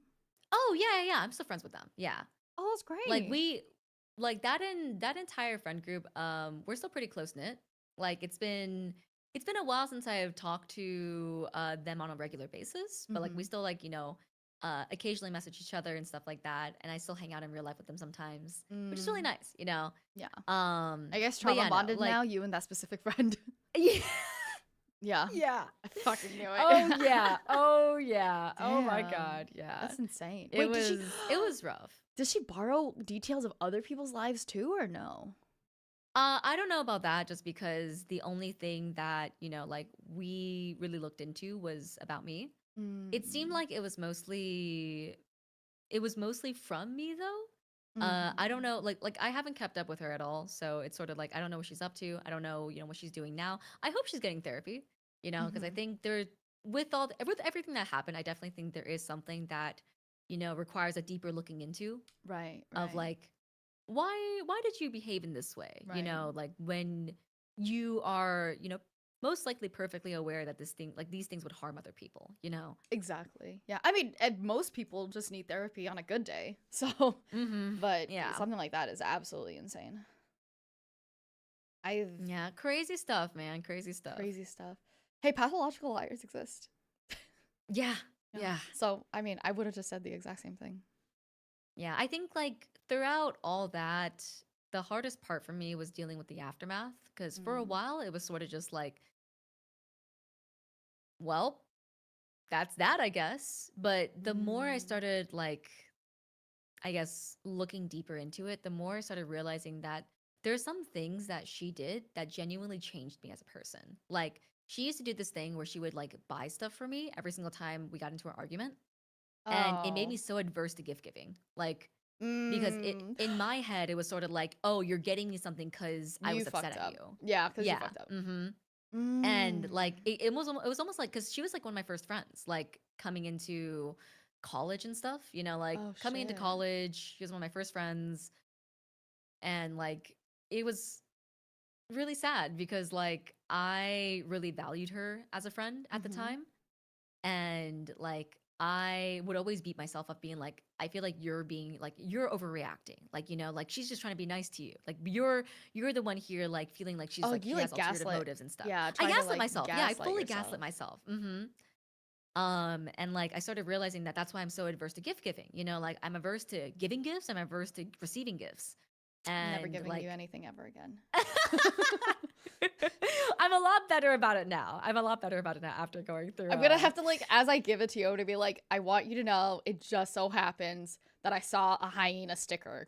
Don't make it, don't make it weird. I didn't do anything. I thought this hyena looked fucking funny, and I thought you might like it. Oh my god. Yeah. Yeah. But yeah, no, definitely after all that, I started realizing how much she affected me. And it made me really sad because it was like I feel like I almost was changed by this person. I felt a lot of anger towards like how she changed me. But I'm working through it. I think I'm doing a lot better now. I have a much more solid support system. And I have a lot more friends who I think like initially when this all happened, like I was really scared that I was going to start losing friends because like obviously when you have a big rift in a friend group and there are mutual friends on both sides, like it's very easy for there to just be like a rift in the friend group altogether.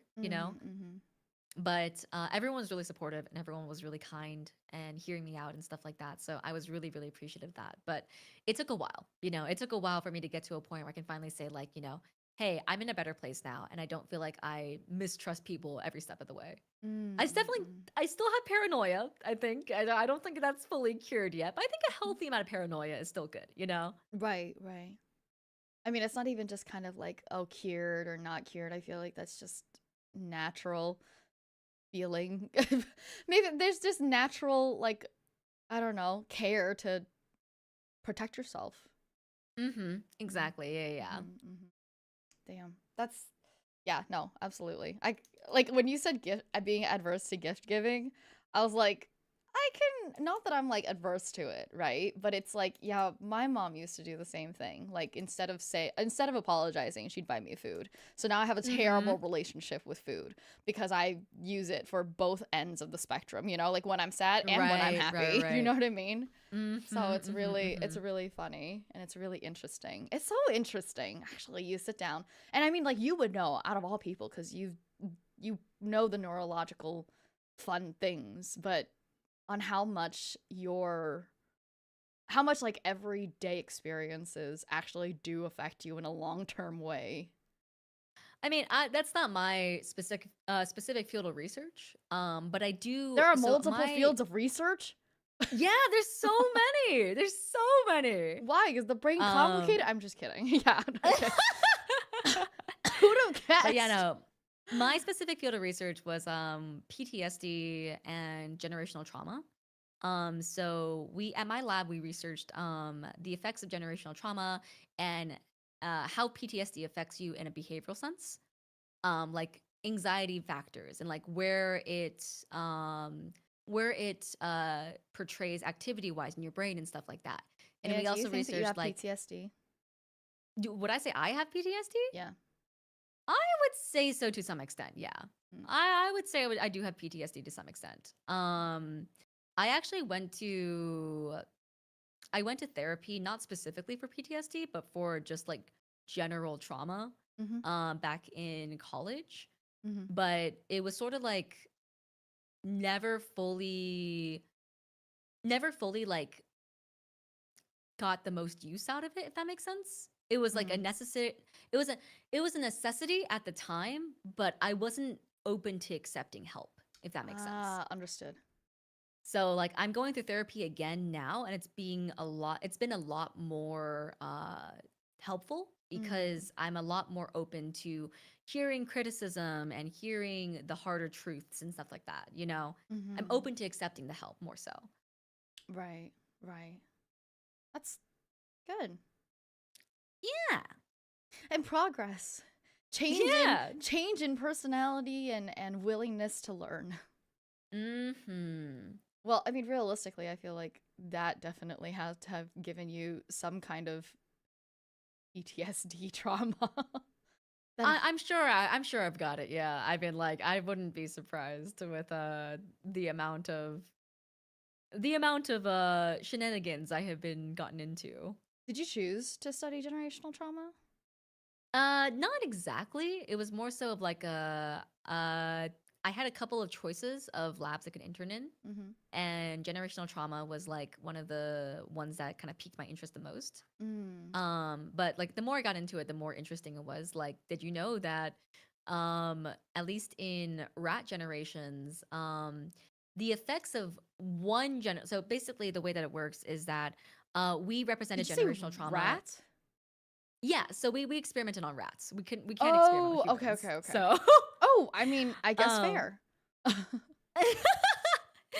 but basically we simulated trauma, and we simulated a, I guess, like low socioeconomical like living environment by using a scarcity model. And a scarcity model is when you take away resources from an environment, or say in this case a Right. pen, and it causes them to behave in more erratic ways, in which we quantify as trauma.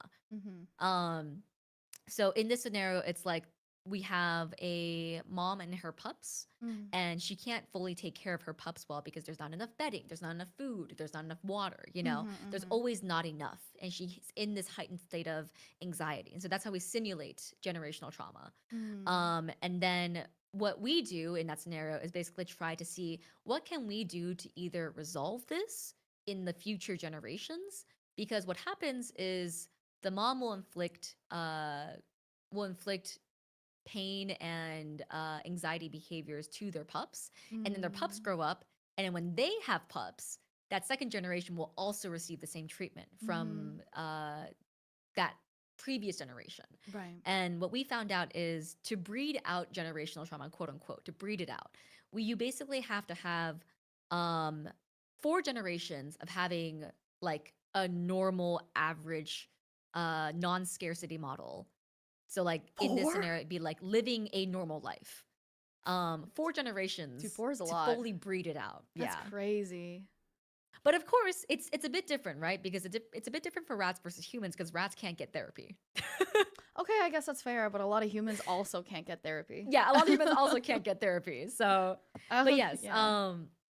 it's very interesting research. We basically use a mixture of physiological, and also physiological is like behavior. It's like what they do. And also like neurological, like so like the actual like brain patterns and activity in the brain in different areas. Mm-hmm. And we use those to try to see what can we do to see if like we can reverse this faster. So it's a lot Mm. of like PTSD research to see like what can we do, maybe medicational wise, or through therapy wise, or through like maybe even just like exercise and stuff like that, that can maybe help reverse this PTSD uh connection in their brain. Mm. But yeah, it's really complicated, but it's also very interesting. And that's where like my passion lied in research. Mm. That's actually pretty sick, though. Yeah, it's super Like, if cool. you And we think use about this it in like really a full, cool. I was gonna say, like, if you think about it in a full way, like simulating anything to that extent is pretty crazy. Yeah, we use this really cool. It's a little bit morbid, but I we mean, use this yeah. really cool uh experimentation. I guess how do we use this really cool method called optogenetics. Mm. And optogenetics is a way to like basically turn on certain neurons in your brain through light activation. Mm. So it's a little bit morbid, but we basically make a transmutated mice with a Mm. certain virus. So a virus is injected into them that changes the way that some of their neurons are expressed. So it's expressed with a certain type of photogenic. Um, is that the word? Photogenic? I think that's the word. But basically, it's a light sensitive neuron now through transgenics. Mm. And we are able to shine a light on their skull, either like a red light or a blue light, and that'll basically tell that neuron to fire or not. Crazy. Yeah, RGB gamer mice, basically. Oh my god, that's insane. Wait, hold on. You're telling me like we have this, and people still argue about the possibility of ghosts. Wait, how does that relate? Well, I just mean, like, you know, who the fuck sat here and thought about all of this?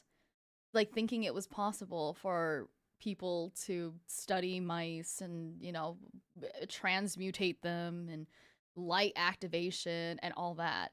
And yet, years and cultures of people talking about ghost stories, and nobody wants to admit that the ghosts are real. What is happening here? You know what I mean? That's insane. I mean, there is science behind this in the sense of like the way that it works is that when they transgenically mutate these mice, I mean, this is actually how it works for viruses too. So actually, this is a pretty cool fact, but every single time you get a virus, technically, it's possible that your DNA changes just a slight bit. Oh, that's fire. That sounds fun, It's actually. because That the sounds way really that cool. viruses it's because the way that viruses replicate is that they go into your DNA and they hijack that cell and tell your cell to basically replicate for the virus itself. Ooh, wait, viruses are actually so smart. Yeah, they're really Why cool. They're why really do the cool. hard part when I could just tell a cell to do it? This makes me think But of this that one virus anime. What is Cell Blood something? Cells at Work? Yeah, Cells at Work. Yeah. So basically, viruses used in the research lab are kind of operating in the same way, but they're changing the actual like genome of the rat itself. So it's a virus that's specifically engineered to go into a rat's brain, and be like, all right, now this cell is going to also express making this photogenic material. I forgot what it was called, but then once that rat is made, you can then shine a light onto their brain, and that photogenic material, if it responds to that light, will then fire that neuron that it's in. And then it'll start dancing. Yeah, and then it'll start dancing. Uns. We had a couple of questions in the chat earlier. Somebody did ask, do you read webtoons? I do read webtoons, yeah. Do you read the one called About Death or something like that?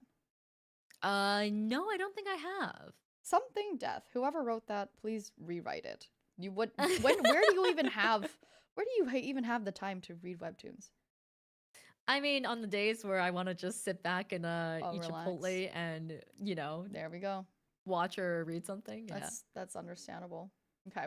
Would you ever be interested in going back to like work that's related to that your degree in the future? Yes and no. So yes, I would be interested in doing neuroscience work again because I think the research around it is really cool, and I think it's a very fulfilling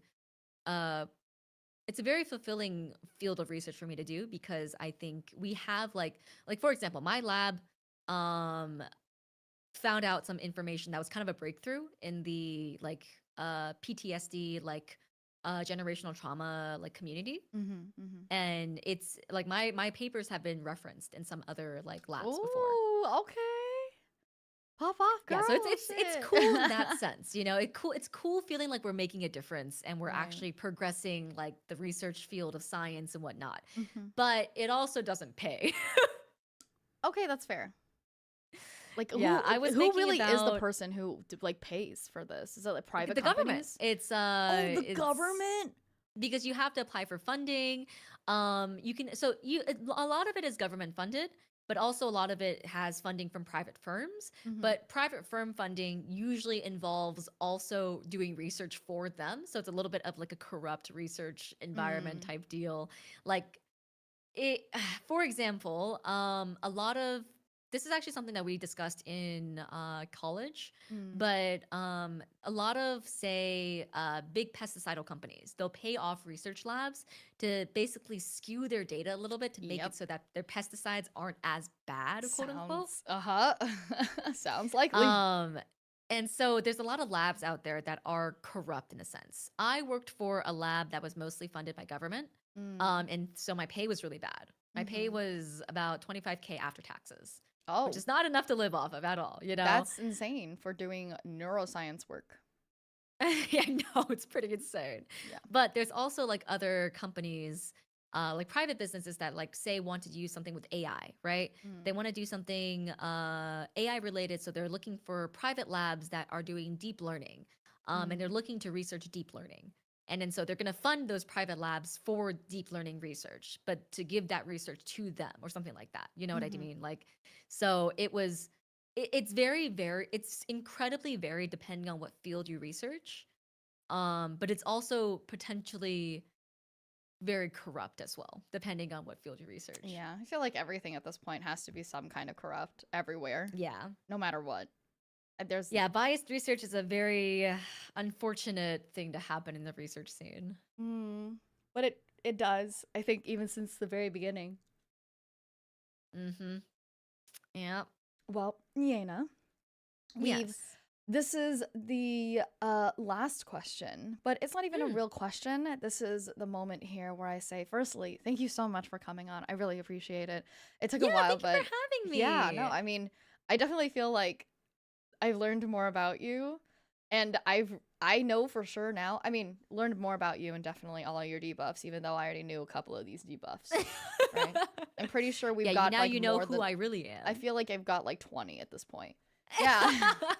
Yeah, now I know who you really are. And like it's so obvious and interesting how it's easy to tell like your passions and how passionate you are really about them, because you know, the minute somebody asks, you have this like you can like almost see the light in your eyes straight up, just be like, oh, actually this is really interesting, blah blah blah blah blah blah.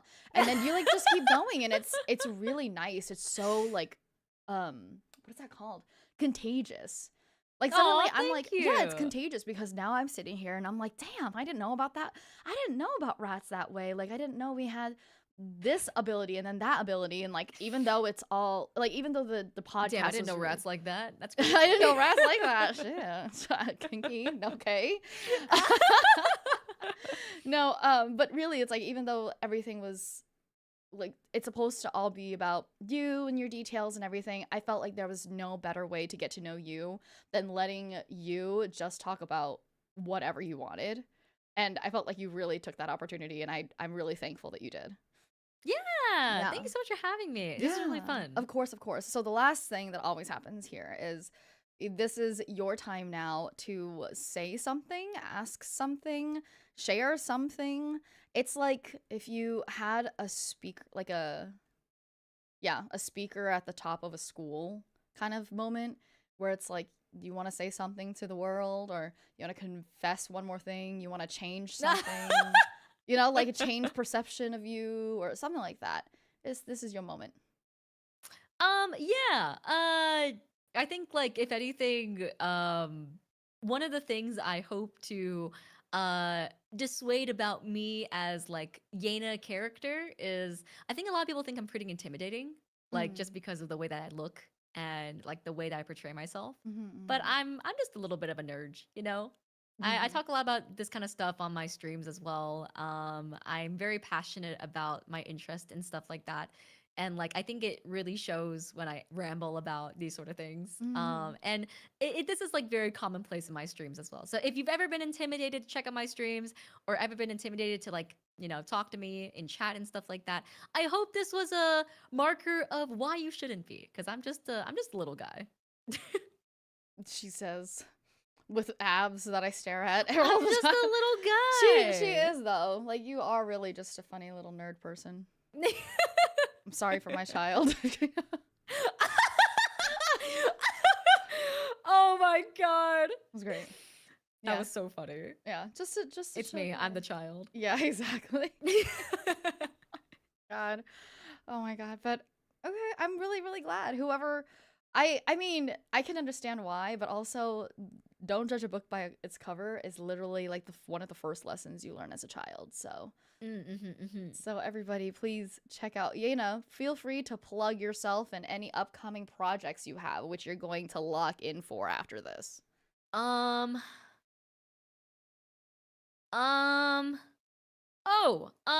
Finally have a date for original song release. Woo, let's go. Oh my god. I think it's gonna be a, where is it? May 17th. May 17th. Still very, very far away, but we're trying to cook up something fun for it. We're trying to cook up something very exciting for it. So Oh, please wait a little bit more, but hopefully the actual day of the release will be fun. Holy Maeve shit. 17th. Maeve 17th. Oh my goodness, I never thought about that. All right, now the entire month of May is about me. And then Yena on the 17th. Oh my god. Thank you for letting us know that. Like, I feel like so Yeah. special. I feel like you like just thought about it right now. You're like, oh yeah, huh? I haven't said anything yet. Yeah, I haven't said anything about the release on that. This is like a very tentative. Originally it was a very tentative date, but I think we're actually locking in on this and like gonna be doing some work for it. So should be fun. Ooh, some fucking Who Are You Really exclusives out here. All right, now plug your normal shit. Yeah, I stream on YouTube and I stream on Twitch. My YouTube is, Yena Youngblood. My Twitch is also Yena Youngblood. And I do ship post on Twitter. And I also have a Patreon because I don't have monetization.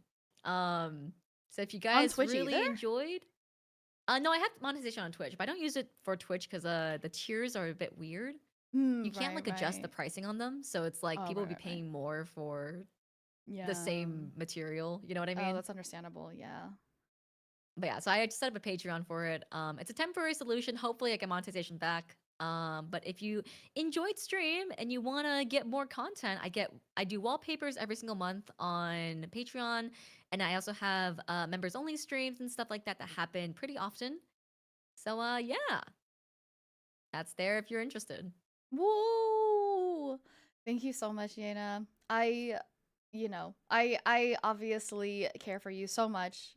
We've been friends for a bit now, even though I think I also forgot that we were part of the same company, by the way.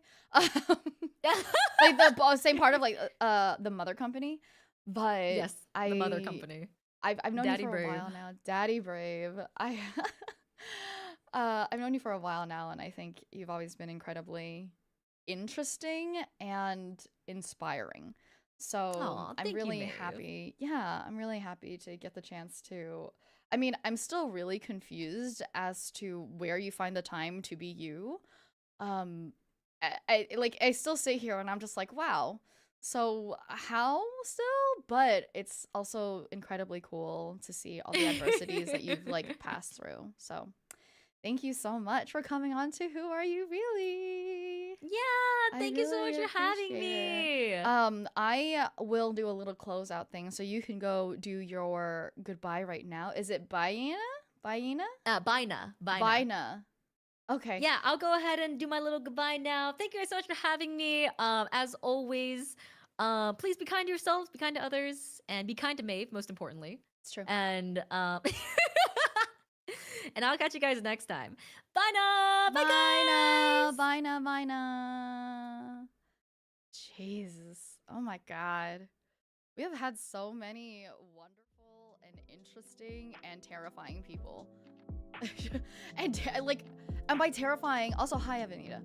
By terrifying, I literally mean like, here are the people that you actually get to hear about like their entire different lives and all the other adversities that they go through, right?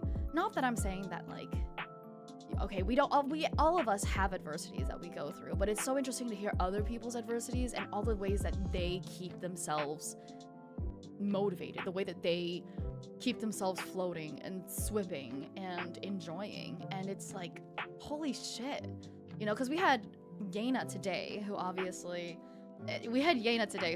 has a whole list of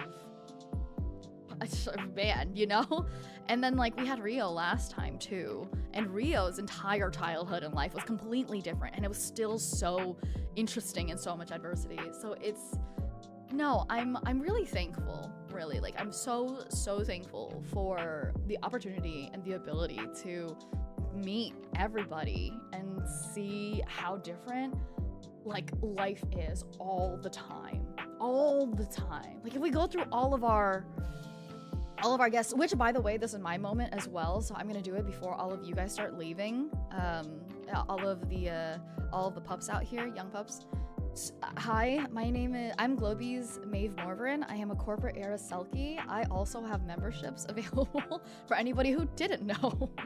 I also have digital wallpapers and cute little arts that I try to share. And I need to do better with, it's like early releases on stuff, but I need to do better with a couple of exclusive videos because I'm sitting on them right now. Yeah, Pup Unity. I know, it is nice to meet you. Thank you.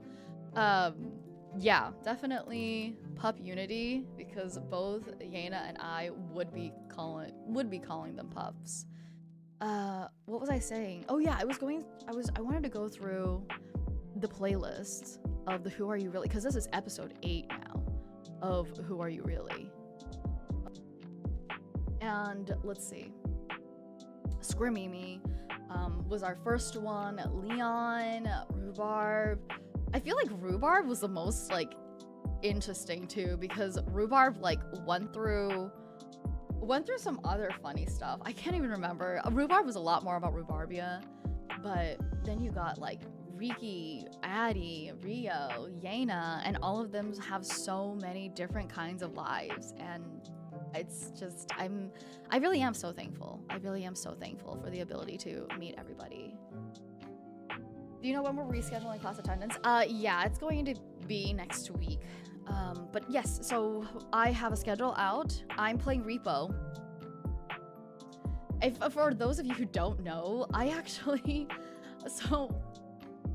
did a tweet out like a couple weeks ago, and I was like, listen, this is not an invitation to invite me to Repo, but also why didn't anybody invite me to Repo? And so this week, we have 3 Repo collabs. Like every day. Hi, Pixie, thank you. Yeah, which is fine for me. I like Repo.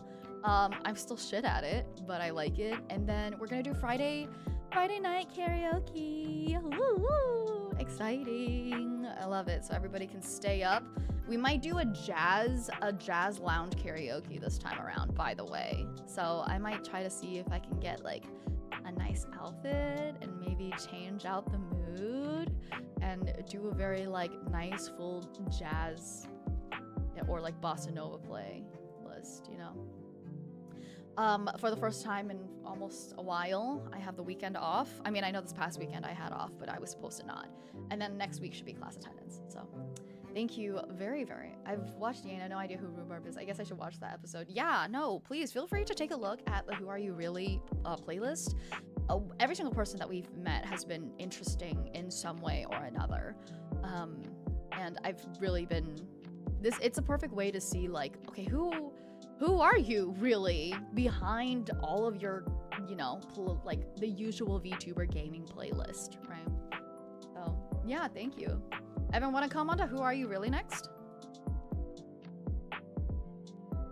I probably shouldn't ask like that here right now.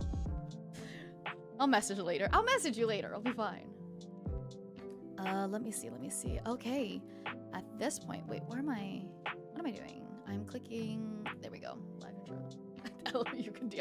Yeah, no, sorry. I was like, why am I saying it like that outside? But yes, so I have Repo. If anybody wants to hear me scream my ass off tomorrow, Wednesday, and Thursday. Sorry, time is really weird for me. As I mentioned previously, I work a lot, and a lot of my work is overseas, so I don't really know what my time zone is almost ever. I also don't know what night is almost ever. So, and then please come by on Friday for some jazz karaoke. I think we're gonna do that next time. Yeah, cool. Let's go find somebody to ruin their day. Or, I mean, bless their day. Obviously.